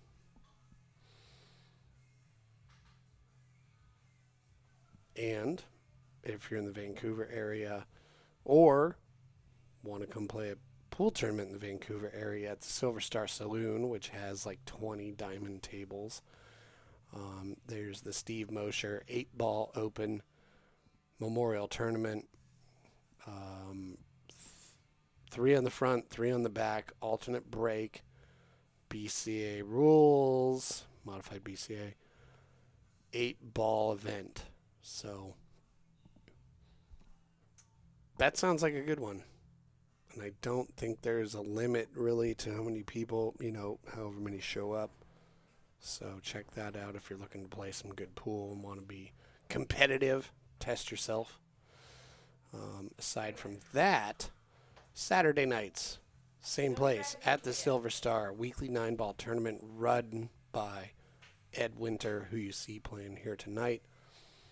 He's a big pool fanatic like all the rest of us. He does a great job with what he does. I highly recommend checking this tournament out.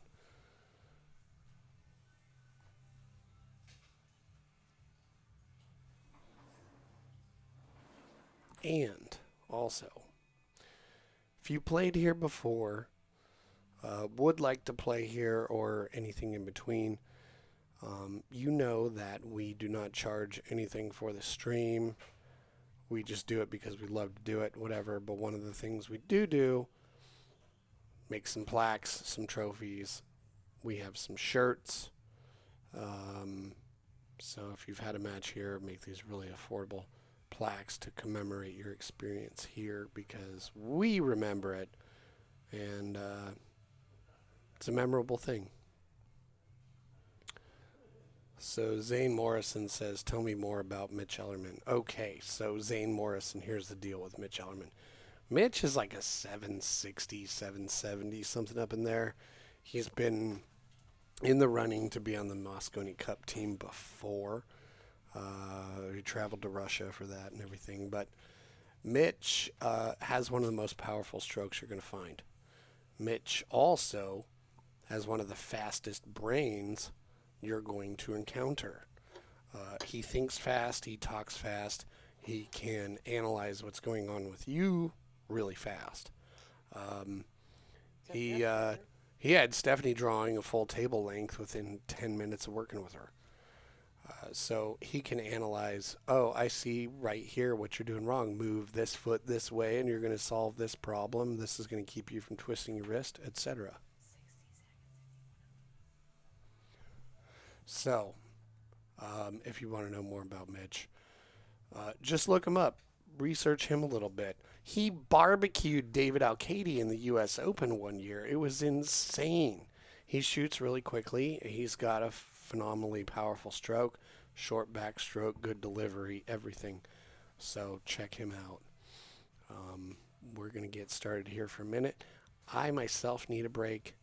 So, that being said, be right back.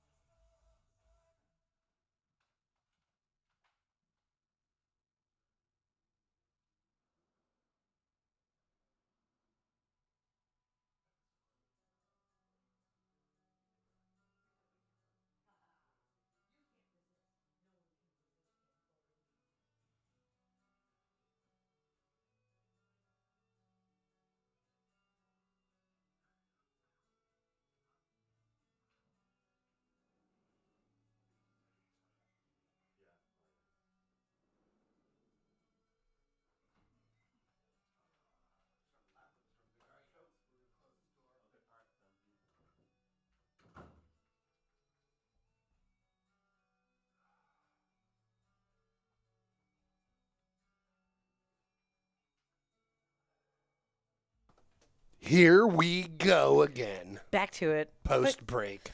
Quick player break. Yep. You know, but who wouldn't want to take a little bit of a breather after playing 10 games of pool? And only 2 separate them. On to the second half. Thanks everybody for tuning in. Being lively in the chat. We love that. Yeah, so check it out. There will be a giveaway at the Women's Clinic on the 29th from the Cookie Lady. Oh my God. What's she going to give away? Oh, cookies that will melt your brain. Oh my gosh, they're so good. Oh, man, if you haven't seen her out at Chinook Wins at an event or around the Silver Star, or she tries to make it around to different tournaments, but they are delectable, and sometimes they're like a controlled substance, like so delicious. And just sometimes you need that sugar boost, right? Treat yourself. Yeah, man. Get yourself a cookie. Do you want to have a good time on a rock flying through space?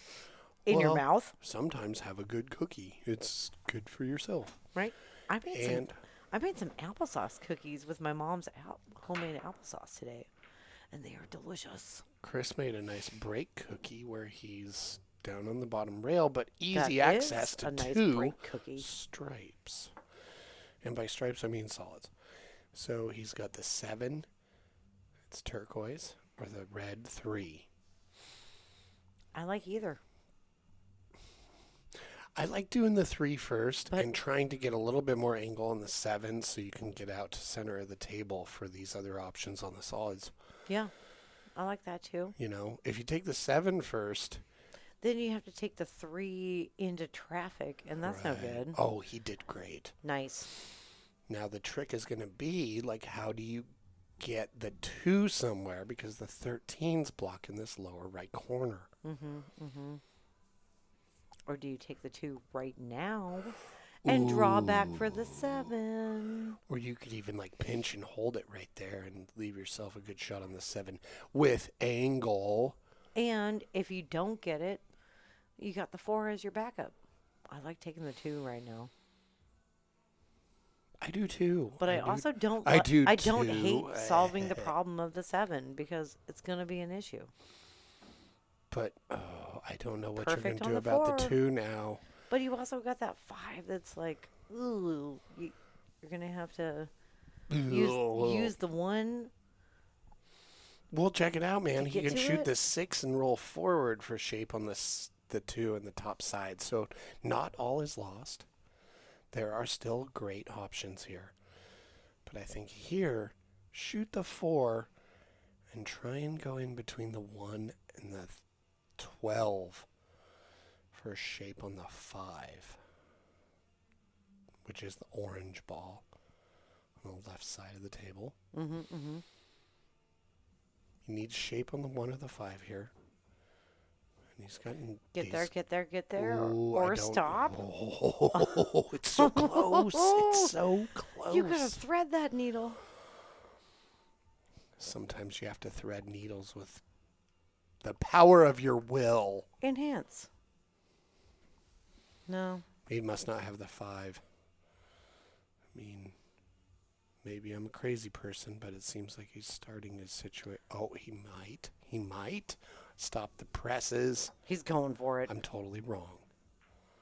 Okay, Nikki Vale. Oh, and gave himself the 1. I love it. I love it. So here he's got to give himself somewhat of a straight angle on the 6 to roll forward. Yeah, but he can get that position off this 1 and then take that 2 in the side, the upper side. Everything is available. It's all about how he's... That's exactly how I feel right now. For real.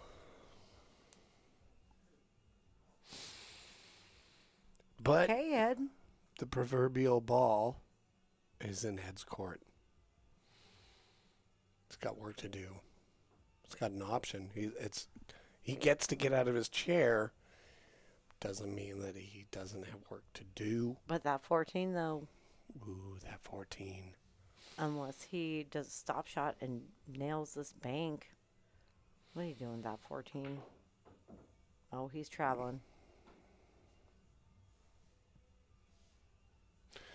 So yeah, 13? because you might do something where you shoot that gray stripe 14 13? into the 1 to make it and kill his duck. But the 6 is there, so you got to do something a bit better and smarter than just that. Because what are you doing about that gray 14 stripe up by the 1?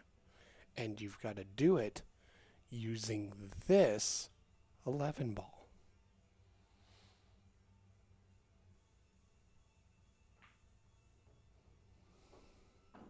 He's still got the 9. I'm sorry. So there's still some options. Ed's checking it out.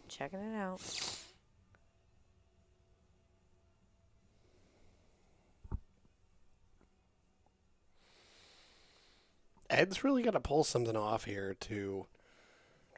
I'm going to go power top. I'm going to go power bottom. Oh, what? Power top. What? Power What? top. Wow. Yeah. That was, Damn. I'm marking it. Yeah, 2 minutes, 3 minutes, 2 hours, 3 minutes.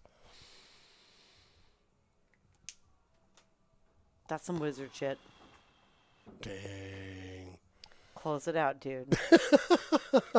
Please, for the love of God, Ed, close this out. Take your time. And if you're watching this and you don't understand that, it's official. That was some wizard after shit. you do something awesome, you need to quell your nerves and settle yourself for the next shot. Which Ed did. Ooh. Real nice. Wow. Powerful rack. Yeah. That was a powerful rack. Quite beastly, might I say. TJ, yes, he is a power bottom. Have you seen his bottom game? It's strong. It's powerful. I'm not going to agree to anything I don't understand. I'm just going to be honest there. Like, just don't. Treaded into waters that Yeah. are murky. And Exactly. I don't know. And there's alligators. Just, And crocodiles. Where are you? Seriously, where are you? Where do alligators and crocodiles coexist? Do you know? the Florida Keys. You know it. Center table break. Cue ball not lost, but a ball not made. Ooh. And we are in an 8-ball situation.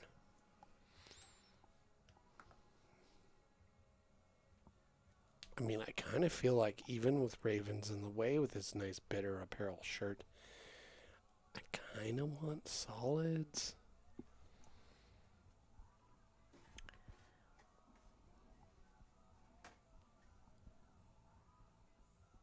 I mean, they're both good, you know. I kind of like stripes. I'd cross-cut this 14 in, bump that 13 off that rail, and go from there. You know what I hate about solids is this clump down here in the bottom right pocket. Okay, well, quit hitting yourself in the face. Stop hitting yourself. Stop hitting yourself.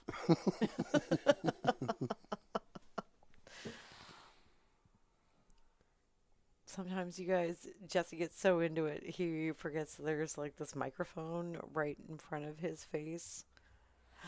Just like that. That's exactly what I would have started with. And he gets wild. That's okay. But now what, though? What, you got to cut the 11 into now the what, side? though? Now you what, got though? options. Now what, though? I'm taking that 13. That's my next most terrible ball. Okay, he's going for the side. No, and I like it. I don't blame him there. But now you've nestled that 9-15 up.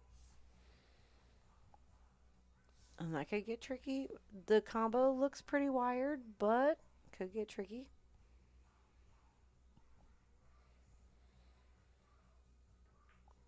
And the 13 is still in a weird gray area. You got to shoot the 14 now and give yourself a look at the 9 ball on the top side.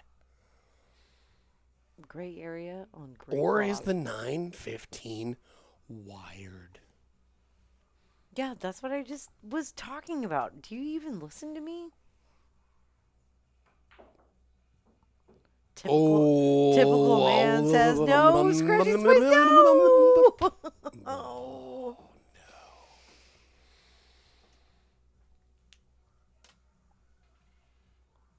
Okay, Ed coming to the table with a ball in hand. Has a terrible cluster to deal with in the bottom right pocket. Take that ball in hand and figure something out right now. You must. Your whole run depends on it.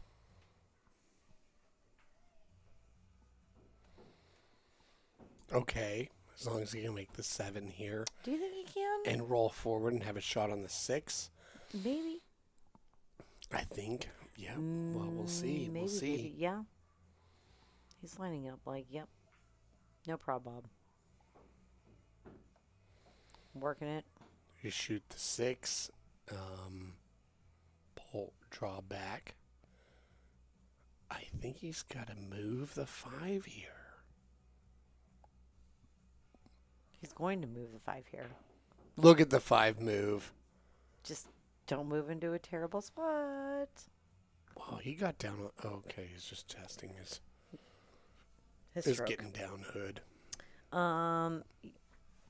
Ed's been pretty consistent with his long shots tonight, and that 4, definitely a long shot. Well, it doesn't matter. Nice because two-way, though. Nice, nice two-way. He was playing the safe all the way. Yeah. Because that's no shot you would give yourself on the 5. I know. He was never planning on making the 4. So.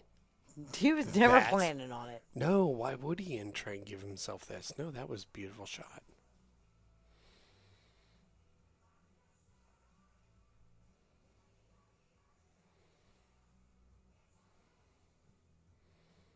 Chris looks like he's going to hit that 5 somewhere weird for Ed. That's exactly his entire plan. Well, to be honest, that's a pretty good move because Ed has 4 balls left. Chris has 3. So,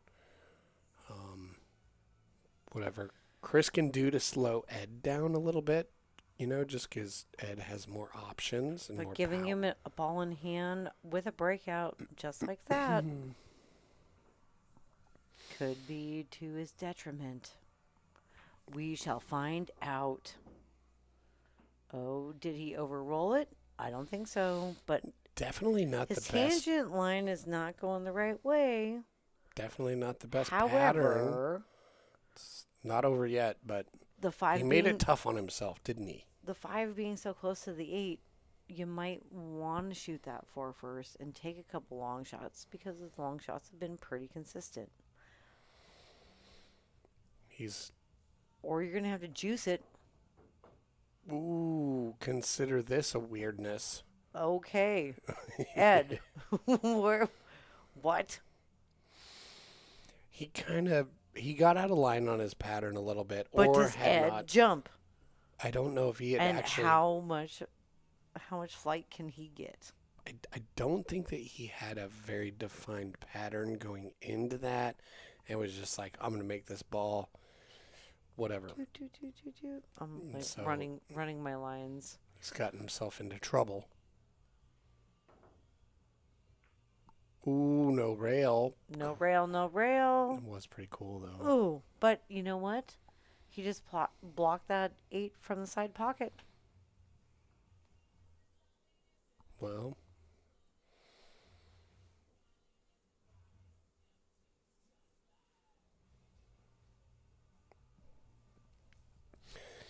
Chris has got ball in hand here, so yeah, the location of that 4 does make this a little bit more difficult to get out because You take away the obvious choice. Yep. So he's got to maneuver into position for the 8 off of what's happening Plus, now. he's got to break this weirdness up. Right. And not push that 9. Like, he's got to hit this firm enough that 9 doesn't end up on the rail. Yeah. I mean, the 15 is makeable, but you're also going to push the 9 somewhere, and then the cue ball's going somewhere. And then from wherever that happens, you got to make the 9 for position on the 8. Okay, looks good. Okay. And he should be able to take that 8 to the opposite corner of this 9. Well, he's pretty flat on it. So you roll forward and hope that it opens up enough off the bottom right rail so you can shoot it in the upper left corner.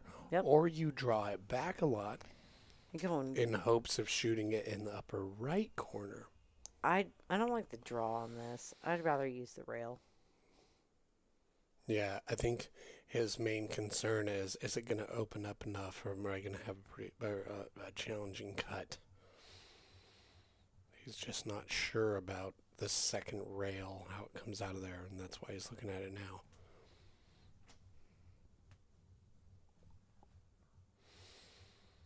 Because his concern is, and rightly so, it hits that rail, and now he's got to cut. You know, he thought, I can stun it off the bottom long rail for a better odds. This is a makeable shot. Right. And now he's like, no, I should have rolled forward. Just a little bit, but didn't, and that's okay. This is still makeable. Ooh.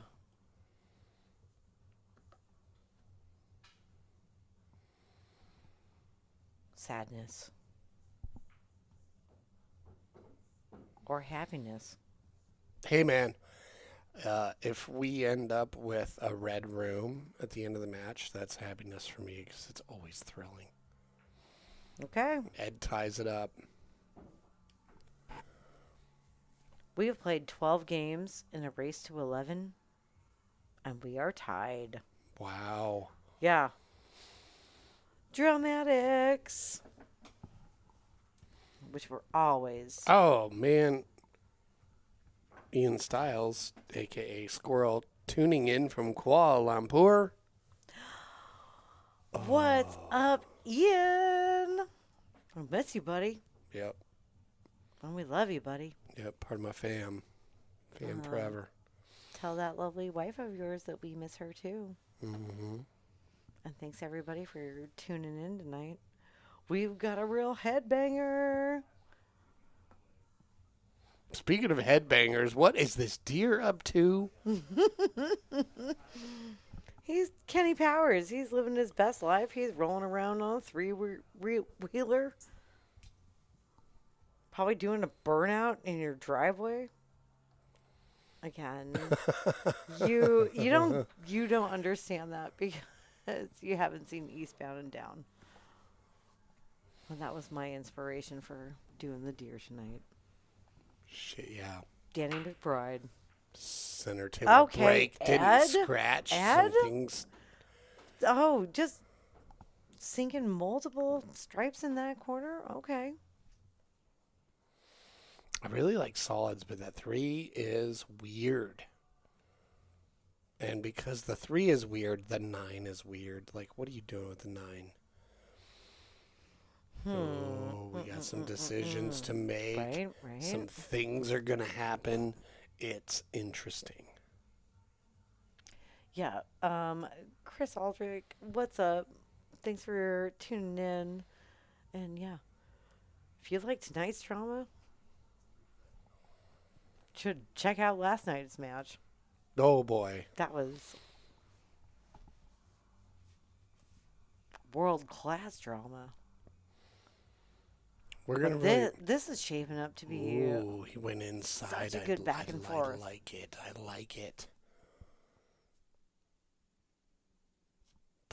But forever, until the end of this game, I'm wondering What are you doing with the 3? Gonna power draw into some weirdness? It looks I'm like it. not It looks sure. like it. All Well, right. he's definitely gotten himself And into a what you got? situation. What you got? He's I got to mean, do something non-traditional. And this is where we get into the zone of, whoa, that was wacky. don't move the 3 yet, dude. I'm not sure about that. I think that you go. Or move the 3 but hide behind the 5, something like that. Do something interesting. Or hide behind the 7. That 4. works. That works. It was so simple. It was right in front of our faces the whole time. That, Ed, was a very thoughtful save. Mm-hmm. Nice job. Simple and smart wins the day. And Chris is like, nope. We'll put you up in that mix, too. I mean, if you're going to do that, why not just make his 5? Take his soldier off the board, Honestly, if I was going to shoot at my opponent's ball, I'm going to put it against one of their other balls somehow, no matter what. I'm going to take that foul. I'm going to really F your ass up. Yeah, because that didn't... Boom. That didn't really make cuss. it too totally terrible. No squats for Ed. Like, you moved your ball a little bit and gave him ball in hand. But what did you really do? Like, you didn't solve anything regarding the purple 4 and the turquoise 7 right there. They're pretty tied up. Or the 13, 14 just kind of moved a ball and gave him ball in hand. So we'll see how that strategy plays out live and in real time. With your eyeballs. Yep. Or your ears. Or your earballs. Earballs. Ooh, earballs.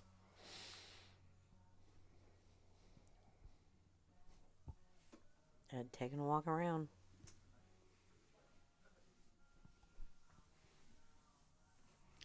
So we have a kindergarten-aged nephew, and my sister is trying. First child who said, my sister who said, "I'll never get married. I'm never having kids." Had a kid during pandemic and is getting married next year. But she's trying really hard to stop cussing, and he's way old enough to call it out. So it's squats. And depending on what cuss word you say, it's 20 squats. So I've been trying to hold strong with her and cut down on the cussing. Sounds like a bunch of bullshit. Because she's a fucking sailor. We're both sailors. We're longtime bartenders. Okay. Hey, I always say swear words are like the fluorescent colors of life. You can't use them on everything, but when you do use them, it means something. It's ba-blam. Exciting. Well, I mean, cuss words are fun. They always have been. Tell me something is verboten, and I'm going to tell you. Nice shot. And how's it going to work out? And the breakout, he's going to... Ooh, this is a funny angle, though. Yeah, but Let's he see how he but he mitigates can hold this. this cue ball on that 6, though. Or he can take the 6 first and come back and take that 3 into the side. And, I like that better, and actually. get natural shape on the 8, and I like that too. I like doing 6-3-8 rather than 3-6-8. But it's a funny angle on that 6. What are you going to do, Ed? How does Ed... Yeah, that's what I'm saying. This is nice. Like, just draw back. Just draw back. Both ways are fine. Yeah, there's a nice little wedge of space up there at the top edge of the table. Somewhere around there, Get that cue ball in there. Real honest look at the 8 ball. Let's see how Ed does here.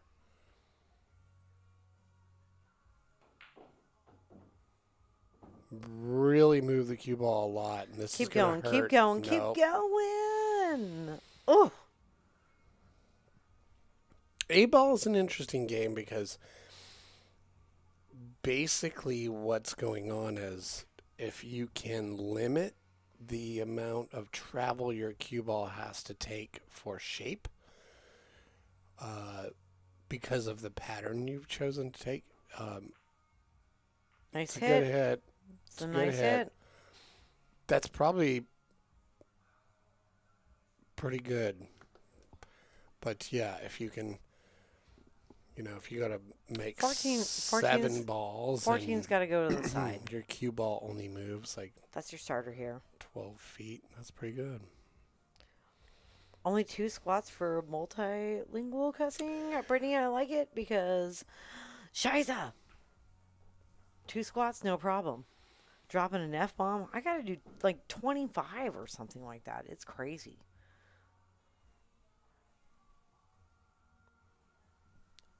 Doesn't help that my sister talks on speakerphone.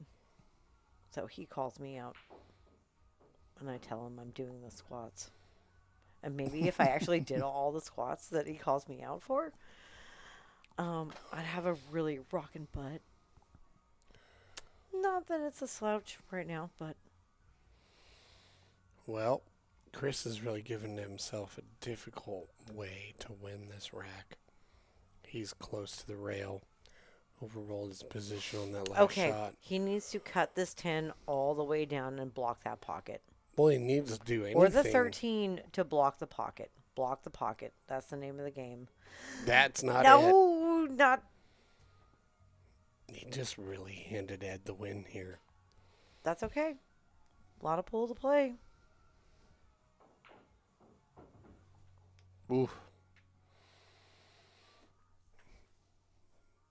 Rocking out deer. Hell yeah, he says. Mm-hmm.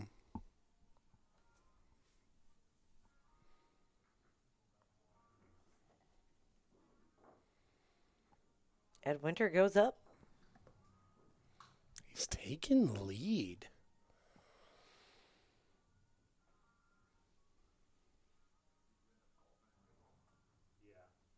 Looks like we get a possum and a raccoon. Looks like it. Brown down.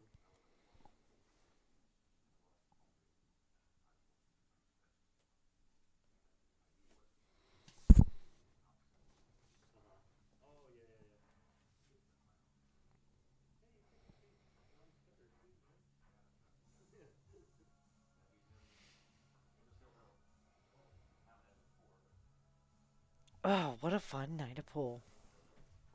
Yeah, we're past the 1/2 mark in this match. We got Ed breaking from the middle. We've had some swings. They've been mostly just trading back and forth. He's made a ball, but he did lose his cue ball, and his opening shot is going to be tough. Or not. I mean, 15 to the side.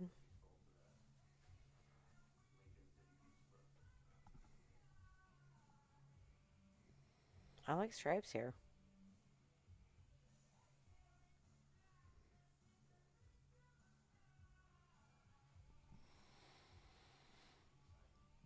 To be honest, I really do too.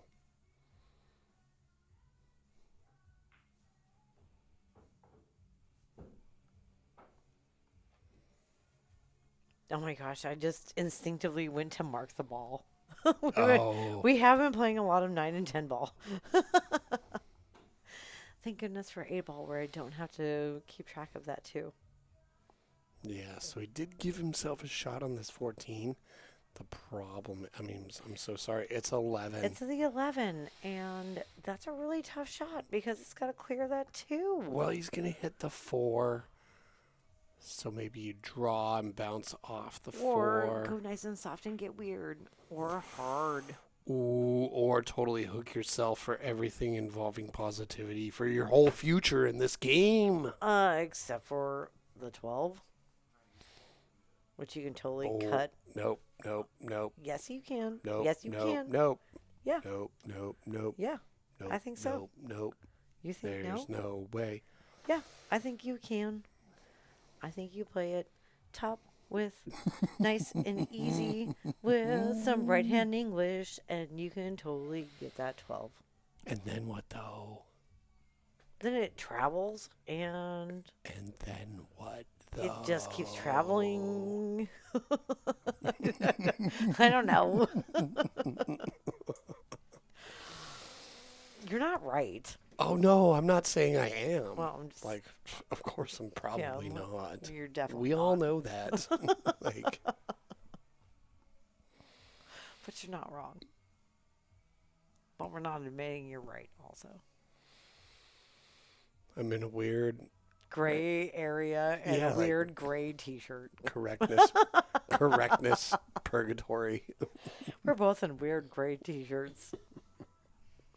And hey, if you want a weird gray t-shirt with a kick-ass logo on it, head on over to pnwpoolthing.com. Yeah, do you want to cover your body from the prying eyes of general public? Cover them nips with a t-shirt. What was that? He tapped at it, trying to play some sort of interesting, delicate safe, and didn't hit a rail, giving the ball in hand to Mr. Ed, turquoise stripy shirt, Winter. You deal with that 9 right now. 9 is weird. Oh, that's a weirdo 9. Take the 9, 9, 10, 12 to the side, 8 to the other side. Bing, bang, boom. You're out. 9 to the side, 10 upper right. And then roll forward for the 12 into the bottom middle. Yep. Yeah. And then you're right on the 8 to the right where you started. Yeah, just play the 10 all pocket speed like. It's within his grasp. Look at that. Nail clap. Ed Winter. Got the lead and might extend it. I mean, both of these guys have really cool names. Have you noticed that? Okay. Or just stop it. Take it all the way up. I like that too. Ed Winter, Chris Ravins. Both cool names. El Ravino, if you're not into the whole brevity thing. That's a long bridge. He fired it and made it. Ed goes up 8-6. Biggest lead for him tonight. Biggest lead for almost anybody tonight. Yeah, I mean, because they've been just trading back and forth. Blow for blow. Chris is on his heels. Let's see how he responds to this situation. I don't know, Dizzy, what do you think? Like, do I make, like, hard-boiled eggs and make someone eat an egg or something when they're having fatigue at that half-match point? We all have felt it. And honestly, if you've never played a long race, even, like, anything beyond a race to 7 is a long race and can take a long time. And that, like, fatigue and momentum swings and blood sugar swings, all of that can make a huge difference. How much sleep do you have? What have you eaten today? Like, you know, all of these things definitely play a role in a long race like this. We're 2.5 hours in, 14 games in, and 8-ball is unique. Once again, both of them have their amazing opportunities, but pitfalls as well. Well, I mean, it wouldn't be sharking if I made them both eat an egg. Like, stop, cram this hard-boiled egg in your mouth. Wow, I don't know. Well, it depends on how old the egg is. Not the one sitting outside for the raccoon. Which I don't even know how old that egg is, but all I'm saying Ooh, shoot the 10 off the 4 here. As long races No, will no. challenge you in Okay. a different way that you didn't know when you're just playing in a race to 3 or a race to 5. Um,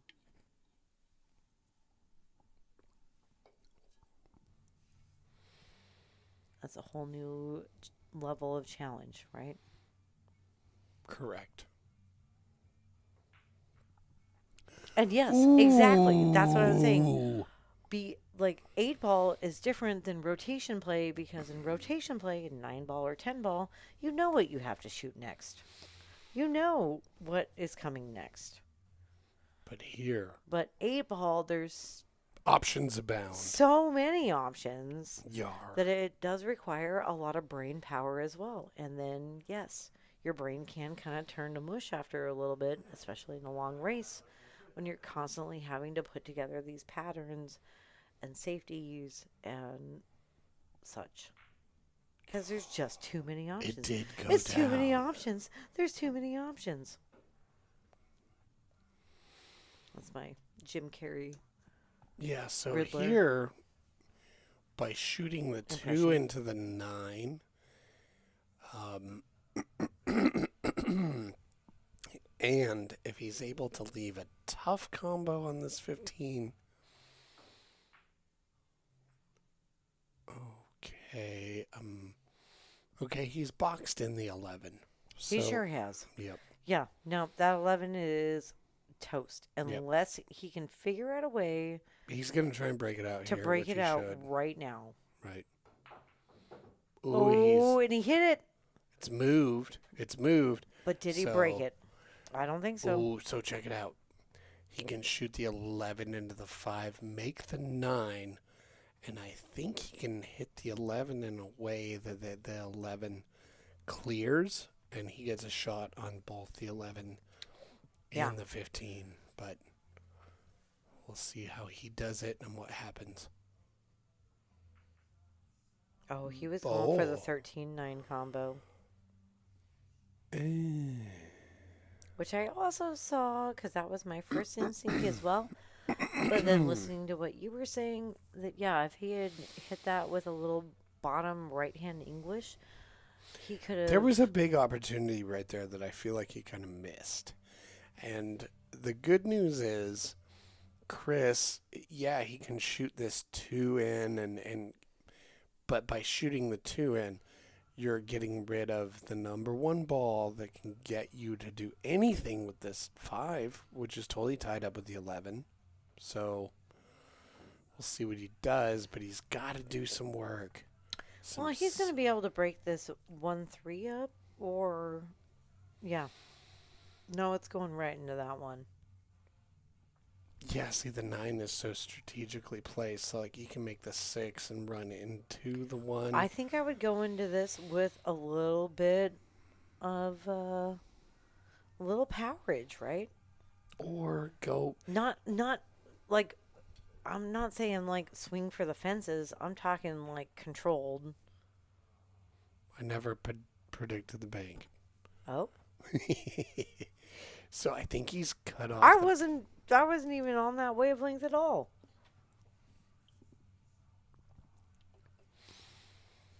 I was straight up team. Make it inside, break it up, but make that 1 hang out and knock that 3 over towards that bottom right pocket.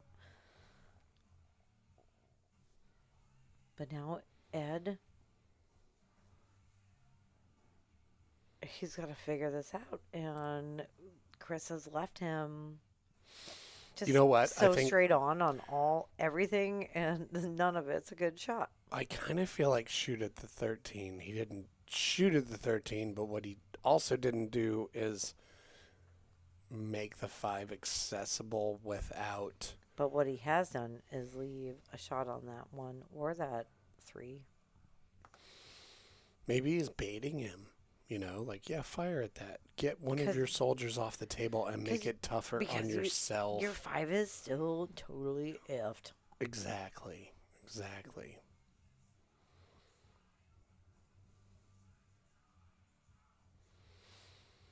Yeah. I think by Ed keeping the cue ball at the right-hand side of the table. He's really kind of controlled the narrative here. Did I see Chris lining up that he's just going to, like, tap that in? No, he's going to tie up the 5-13 I mean, a little bit more. tap that, tap it, boy. And tap it. Oh. Uh-oh. Uh-oh, though. Because if Ed can get this 11 in and then combo this and leave himself a window to combo that 13-9. He can make this 11 and get a straight in shot on the 9, stop it on the 9 for the shot on the 13, and then the 8. I think there's an opportunity here, a huge opportunity. So Chris probably knows, but that, I mean, gotta master that stop shot. Says Allison Fisher. Yep. So it all hinges on, does this 8 go by the 6 in the side? Does it? Doesn't matter. Ooh. Chris Ravins with the opportunity. Yep. Ever thankful for it. Exactly. Yeah, he's got more balls on the table, but he also has all the opportunity in the world to close this rack out right now.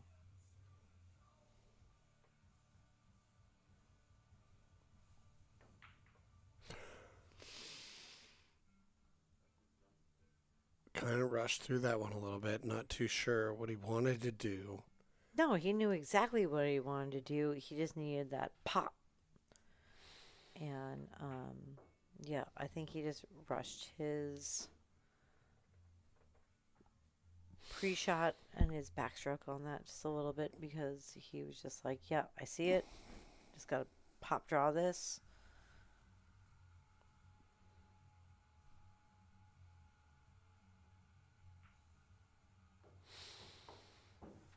Ed takes it. Yeah, it kind of seemed like Chris recognizes the gravity of that situation or the importance of that shot and didn't lean in to make it, just was like, I don't want to feel the way this feels when I shoot this. But in doing so, kind of like... We all have our moments, right? Unfortunate. But it's by no means over. It's not over yet. Not at all. However, that was a big opportunity for Chris. And I'm sure I'll go back and look at this and be like, I kind of rushed that, fired at it, didn't know what I was wanting to do other than... Oh, he knew exactly what he wanted to do. I saw it. He saw it. Started with sinking that one in the side. Well, Ed to break. He's ahead 96. But you can't be tripping on what's behind you. So he made the 11. Off we go on the next rack. Things are wide open. We do have a situation here in the lower right quarter of the table where, does the 9 go past the purple 4 into the lower right corner? So it's like the biggest dipper you've ever seen. Things are kind of lined up in interesting ways, so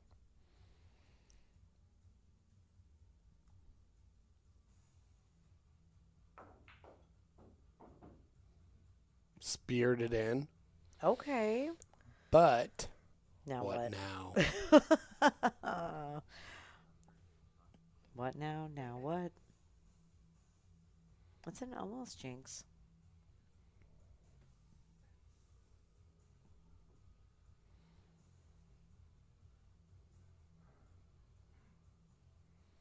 What's your ball? What's your ball?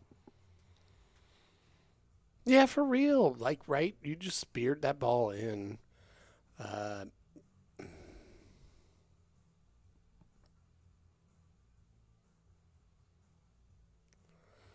Gonna try and Soft. real soft. Try and like hide. Okay. Don't okay. scratch. Don't scratch. Oh. That is Ed Winter's first scratch of the night. 15 games in. Well, being down 6-9, I'm sure Chris appreciates this. Okay, let's go, Chris. Put it together. What's your run? Where are you going? The 9 seems like it's the most isolated. I agree. I hate the 9. 13's in the weird area too, and you can get on to the 9. So what do you think? He's going to shoot Yeah, that 13 I like it. and roll forward Yep. for the 9 in the top side? Yep, I like it. Still got to deal with the 14, the gray stripe up there. Yeah, that's okay. Still got to deal with the 10. You still That's got to okay. move the cue ball. All of this is just A-okay for me. All right. Well, I'm still going for it. got to go for the 9 here and bump the 1. Yep, and to you'll leave yourself a look at the 14. Right, because and then use that rail, get to moving, see what happens. Right, but so you're gonna get it down. You got 3 balls down here. You'll get on something. If Chris makes the 9, He's gives himself a look at the 14, he's going to. getting on one of these other balls. Oh, just a little wide. It's gonna be. But crazy. he was right on the 14. Shake it off.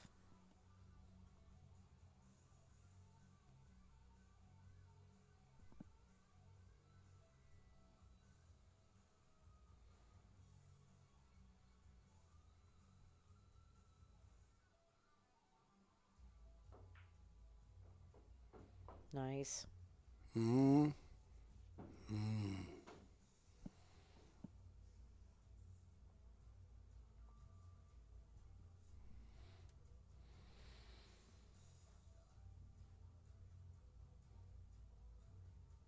A little wonky. Got to stop for the 5. Roll forward a little bit so you gotta have take a that possible. 3. Right. You gotta deal with that 3 as soon as you have a look at it. You got to go roll forward a little bit on this 5. It's so tight up in there. Look at the 3, and then take the 2-7 combo. Right. All about it. The trick here is when you shoot the 2 into the 7, you do not want the 2 to end up on the short rail. Ooh, okay, you got angle. Little lot of angle. If you can kill this ball, there's still a way. Right. Oh, wow. Nice. You're good. Flawless. And he does. What a nice. That was a really nice shot.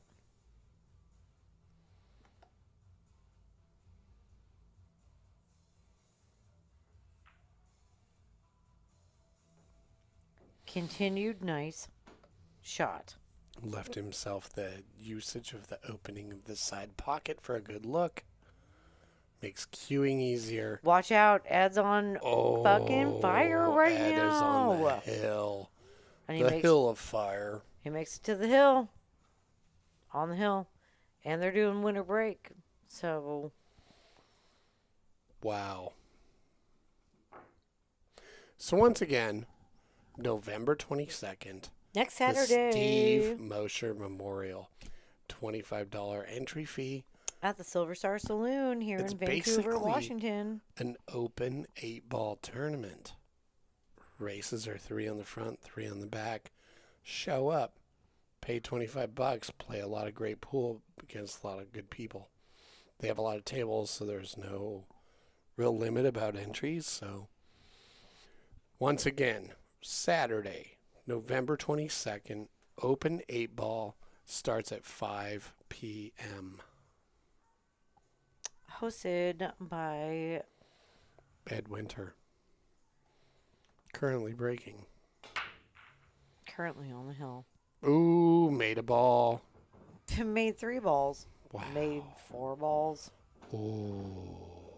What a break.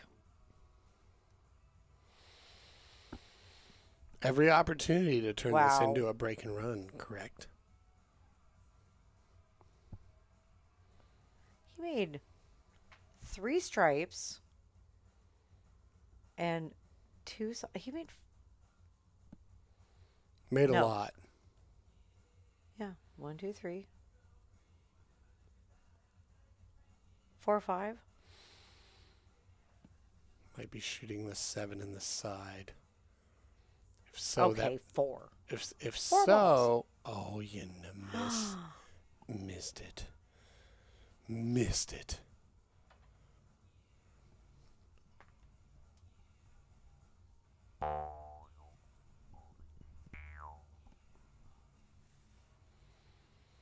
Open table for Chris. Okay. Huge opportunity. Yeah. Now is the time. Let's go, Chris. The scale of this opportunity, you almost want to name it like a hurricane, because it's that big of an opportunity. Here Opportunity he Florence. is. Rock you like a hurricane, right?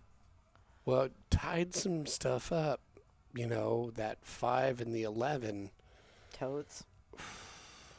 They're communicating through osmosis. I mean, they're touching. They're like avatars. They've connected. How's it going to go? Little tendril thingies. Man, I get it. Ed is having a tough time here. Real hard to close the deal here. You got no shot. No offensive shot. So what creative thing is Ed Winter's brain going to do? Or you do. You take the 4. No, we know. He stripes. My bad. What's You he gonna do? take the 11. Ooh, Chris, does the 4 pass to the Yeah, right of the... I think it does. I think it does. Ooh, and if it does, well, what does he do then? Oh, you know what? Shoot the 4, then you got to cut on the gray 6. That breaks up the 11-5. Yep. You still got a problem with the 15-2-8, Yep. But deal with that later. right? You got Fly at this with reckless abandon. you Throw got caution so much to the wind. fish to fry right now. Right. I hope you have a bucket of tartar sauce. Oh, I hope it's halibut. Oh, man. Tartar sauce. Oh man, fish and chips. Nice. You can cut the 6 and break out the 5, but to what effect? Because the 2 is stuck there. It's getting silly here. It's getting super silly. You're a super silly.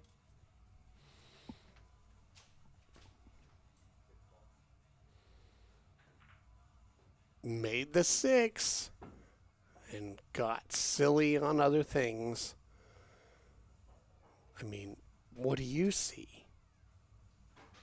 What I see is might be the mayor of Safety Town, Captain Mayor Chris Ravins.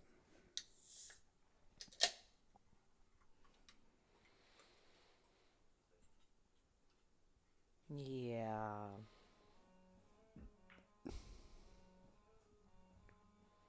Nice. Oh. Ooh, I love it. Okay, Way to go, Chris. This game's getting spicy. Yep, Chris is just like, ooh, let's lean into Yeah. it. You want to get weird? Exactly. Let's get weird. No, I mean, Ed's on the hill. You gotta tie it up, slow him down, fuck him up, all the above.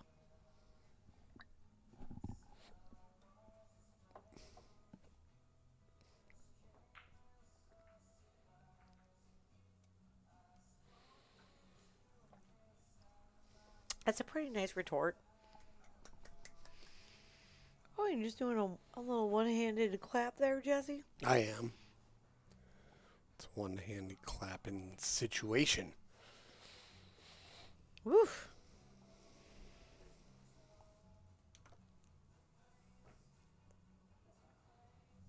Not a foul.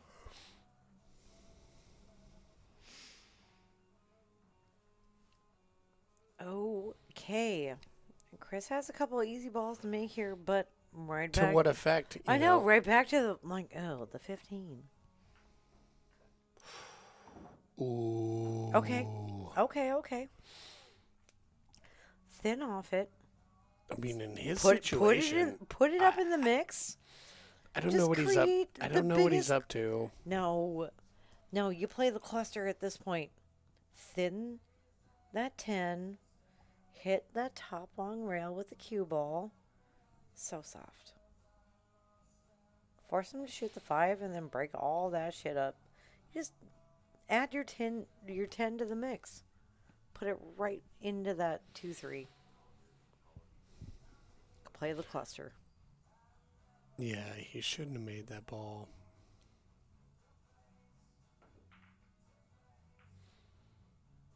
Oh, he's really done a number on himself, but however, fortunately, what smiles upon him is the fact that the God damn 10 it. blocked the 8 into that pocket. I thought that was Chris shooting. I forgot to look for the glove. You forgot to look for the I swoosh. know. Oh, problems with dark sleeves and hats. God damn it. Okay. Well. Oh, you're playing me off with the jar harp. Oh. You know, I'll take my Oscar and exit Well, if you're stage solitaire, left. yeah. No, Chris has real opportunity here. Let's go. He's got a real opportunity to tie himself up in a real unhappy way so it can roll this in and then cut the 2 and then what?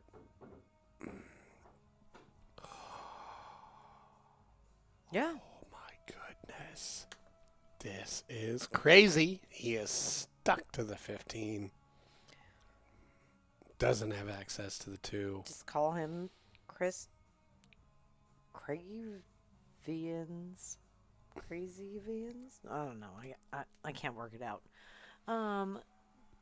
That sucks. So, okay. Do you think he can hit it at all? No.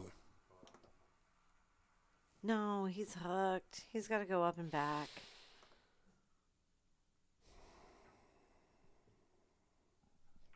He got it. You got it? Oh, and oh. Oh, and it gets weird. Ooh. He might have bought himself enough time to get I think out of so. this rack. Oh, I think so.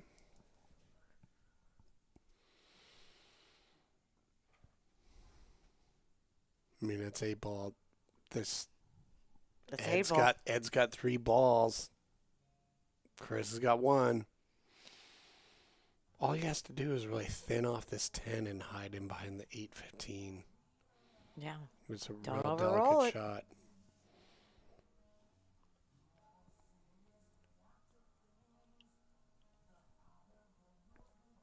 He could thin off the... This way is better. No, see, he's got a bank on the 2, and the 10 Well, ball I mean, makes the for pocket. Ed, The 10 ball makes was it... a wise decision. Well, there is wisdom there, but look, However, Chris can bank the 2 at the 10. The 10 makes the pocket bigger. And if he it's does not- hit the 10, it clears the pocket, and he's look the 8 at can that go in. shadow. It's not on the rail. Ooh. That is interesting because... Went to the wrong side of that 10, but it does create, like... Ed needs to play a shot here where Chris has to kick at the 2. No, he's going to take it off it right here and break it out. The 10 can get weird. Could. Oh, he took it clean. Oh. Now what? It's getting weird. It's getting so keep weird. weird. I think he wanted to hit the rail and then catch the 10. We're all so it getting would weird push. tonight. It's Friday night. The moon is right. Weird. Get on weird. Let's go. Okay.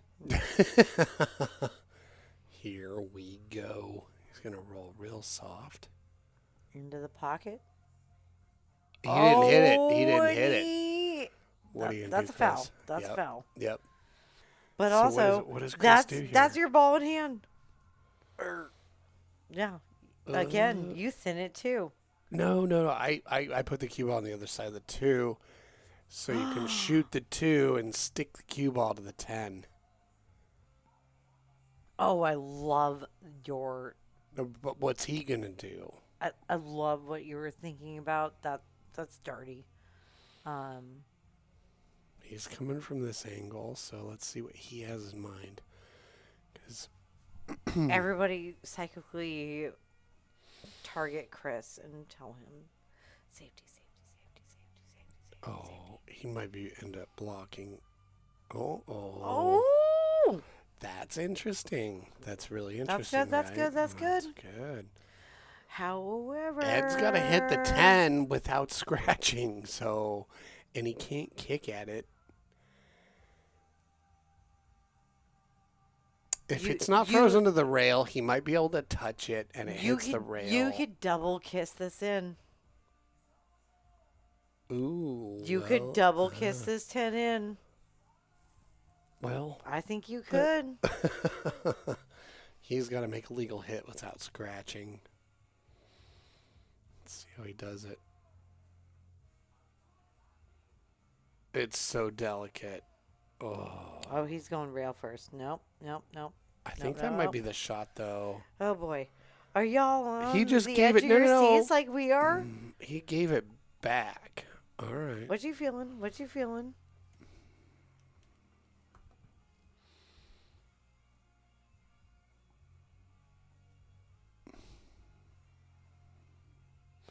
He gave it back. No, you hit this so thin. The thinnest. You don't want the situation to change too much. You want Ed to be forced into doing a tricky kick at it. For sure. Oh, that's nice. Oh, that's perfect. That's exactly what he wanted to do. That was Chris nailed it. Chef's kiss. Oh, you can't get that ball.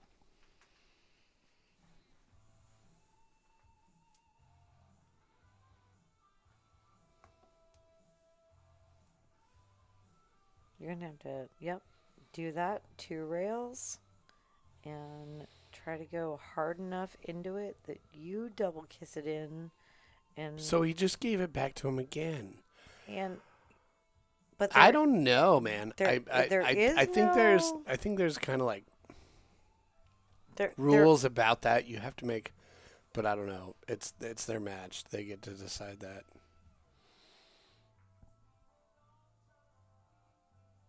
Okay. Create the space. Yeah, so Ed didn't have to do any good faith hit on the ball.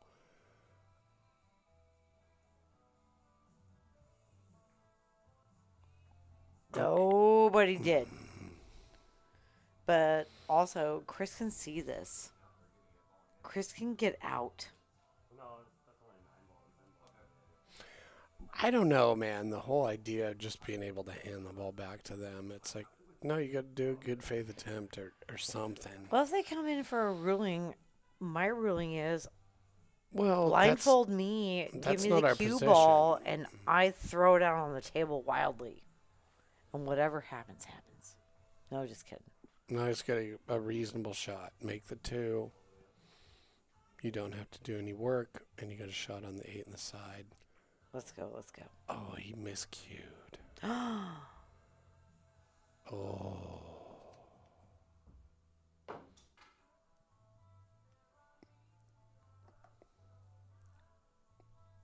What?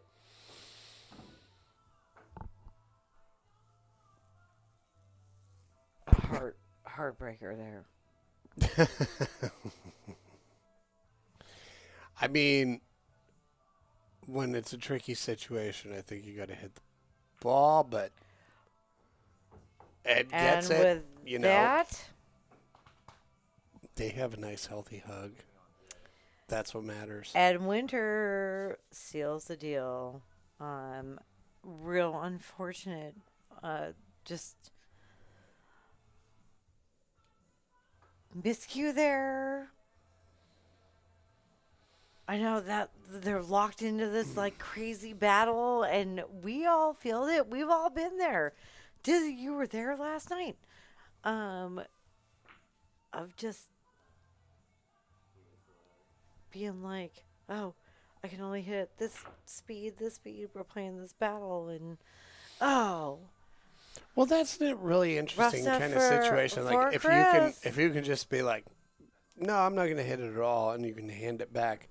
Well, then what's to prevent Chris from being like, well, I'm not going to do it either. I know. Well, you can hand it back. Yeah. Well, we can speculate on this all day, all night. But what I do want to say is, hey, everybody, you like us, you like the stream, you like what you've seen tonight, please hit that thumbs up button on your YouTube channel. Like, all you gotta do is hit back on the live chat, hit the thumbs up button, like, subscribe, share, support us. You wanna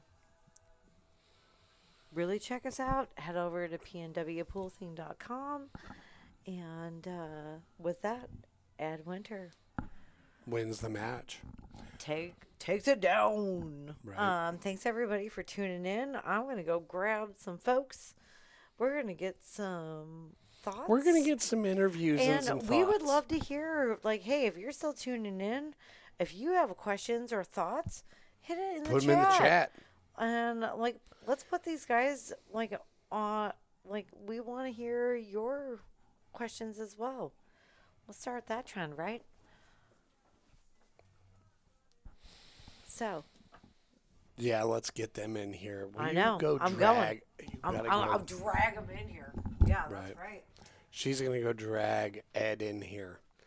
While she's doing that, don't forget, here's an excellent 8-ball open tournament entry fee of $25. Saturday, November 22nd, in honor of Steve Mosher. Open 8-ball tournament. Entry fee of $25. So if you win that, that's a good event, man. If you like to play 8-ball, great event. So with that being said, let's welcome into the booth Mr. Winner, Ed Winter. How's it going, Jesse? Great. How are you? How did you feel going into that match? I practiced a lot. Did you? Trying to slow down my pre-shot routine, Okay. But then sometimes I get going and I get into my bad habits, but took that break and things got better. There you go. So, yeah, it seems like you did pretty well. And what was really effective late in the match was you just gave the ball back to him. Yep. Made him deal with it. I wasn't going to mess with that. Right. No. We even Worked talked. out really well. Yeah. It's just like I could have, but why am I going to break it up? Let him do it. Right. And then he unfortunately miscued, and I got out. Yeah, that was pretty interesting. Thanks again, you and Stephanie. You're awesome, man. Well, that was an awesome 8-ball match. It was a so lot much of fun to watch. Yeah, it was pretty competitive, and there were opportunities and some good back and forth things. We both challenged ourselves. Chris, damn good dude, man. Right. Fun we were just, playing pool, chatting it up, and oh yeah, having fun. Yep. Putting a little bit of cash on the side. Well, I mean, that cash is a symbol of how much you want to challenge yourselves. Mm-hmm. And we appreciate the fact that you definitely wanted to make it mean something, Yep. And you got to do that because that's what makes what you're trying to do versus what you think you can do really let yourself know, like, how far you're off the mark. You've been putting in time and effort to improve at something, and that really tests you. So. Yep. And that Saturday, the 29th, I think the 22nd, for Steve's tournament.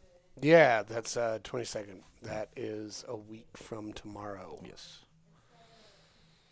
Yeah, I'm really strongly thinking about playing in that. Sounds like a good time. Steve was a good guy. Right. We miss him. Yeah. And he's, his funny one-liner jokes. Yeah. And his one-liner T-shirts.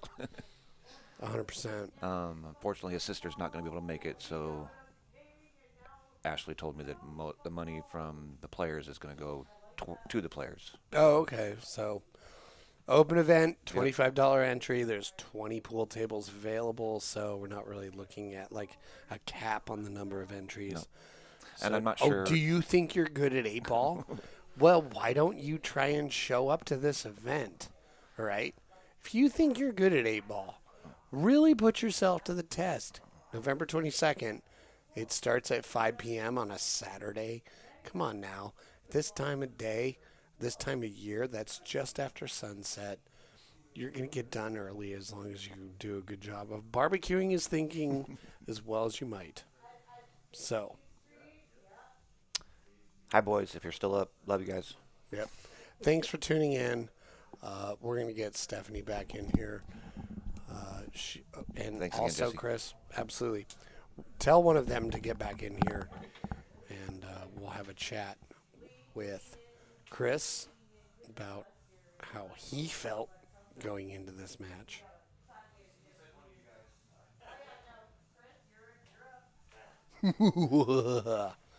What up, Chris? How are we doing? Good. How are you? Could be better. Well, how was the match for you? How'd you feel coming into this? I think after that break, that's when the momentum shifted. You know, giving up, and then once it got tied up, and then I gave him that first one to get over that. That's when it kind of started changing. Gave up a couple ball in hands, but tried to play dirty 8-ball. Hit his balls, tie him up. Right. So. Well, the good news is you'll be able to go back and look at it and kind of go, oh, there's where that moment was, or there's that thing that had I done that right or whatever. And that's why I particularly love this, because you have the opportunity to really go back and look at what you were up to, what you thought you were up to, how effective it was, and what you need to work on going forward. So without having gone back and looked at all that, how do you feel right now, and what do you think the things that you're going to go forward on with what you're up to next? I'll probably run it back with him. I like Ed. He's a good guy. And, maybe I should have gone with like a cluster break or a soft break instead of, just. Well, yeah, this match, it was like he was tied up and there were options, and he just said, I'm just going to give you the ball. Mm-hmm. And so that's something I'm curious about, because, you can go back and look at it and be like, I should have taken the cue ball and done this, or blah, blah, blah. But also, I was trying to separate. that was one of those interesting just differences in rule sets, like, if you weren't allowed to do that, like there was a rule that said, no, you can't do that. You actually have to play a shot. Mm-hmm.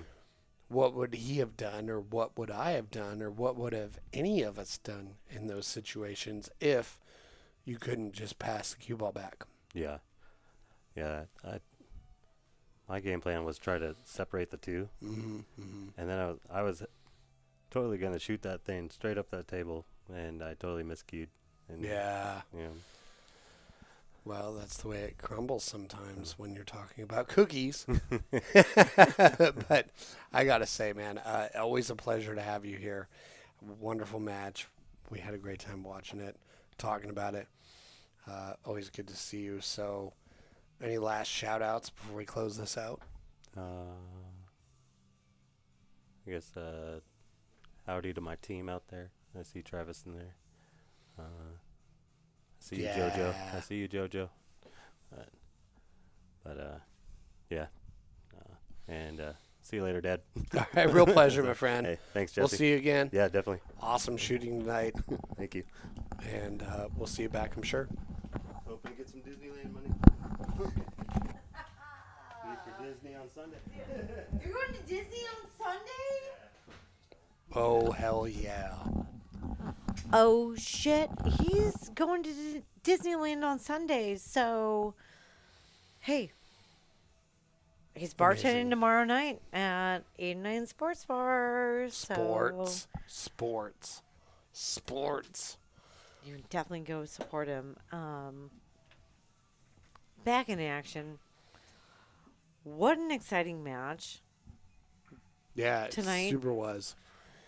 What a heartbreak of a miscue. I mean, it was a really good But- back and forth, you know. They both challenged I each know. other. And Chris came out so strong. Yeah, Ed it is. can't, like, as a second half team. I mean, like, wow. Really good safeties. Really great pull tonight. I mean, yeah, they were going back and forth, and then Ed just kind of ran away And with it. I would say, you and know. look, boom. Chris in there running it back, Yep. taking that shot that he's so consistent on, Oh, but boy. pressure on. Well, thank you for joining us, everybody, tonight. It's been a real honor that you chose to spend your time watching our friends and people we care about in the community, as well as all the other things going on. Sorry, I'm We got just trying shirts. to Check them out. trying to get the logo in the shot, but yeah. Thanks everybody for tuning in for this edition of PNW Pool Thing. I'm Stephanie Shurtliff. I'm Jesse Johnson. This is us. This is our home. This is our stream. So We love the sport, and we're glad that you do too. So tune in tomorrow night. We have another match. We're doing 3 matches in a row. So first time we've done that. So we'll look forward to seeing you then. whoop whoop. Until then. Hope you have a Cheers. wonderful night.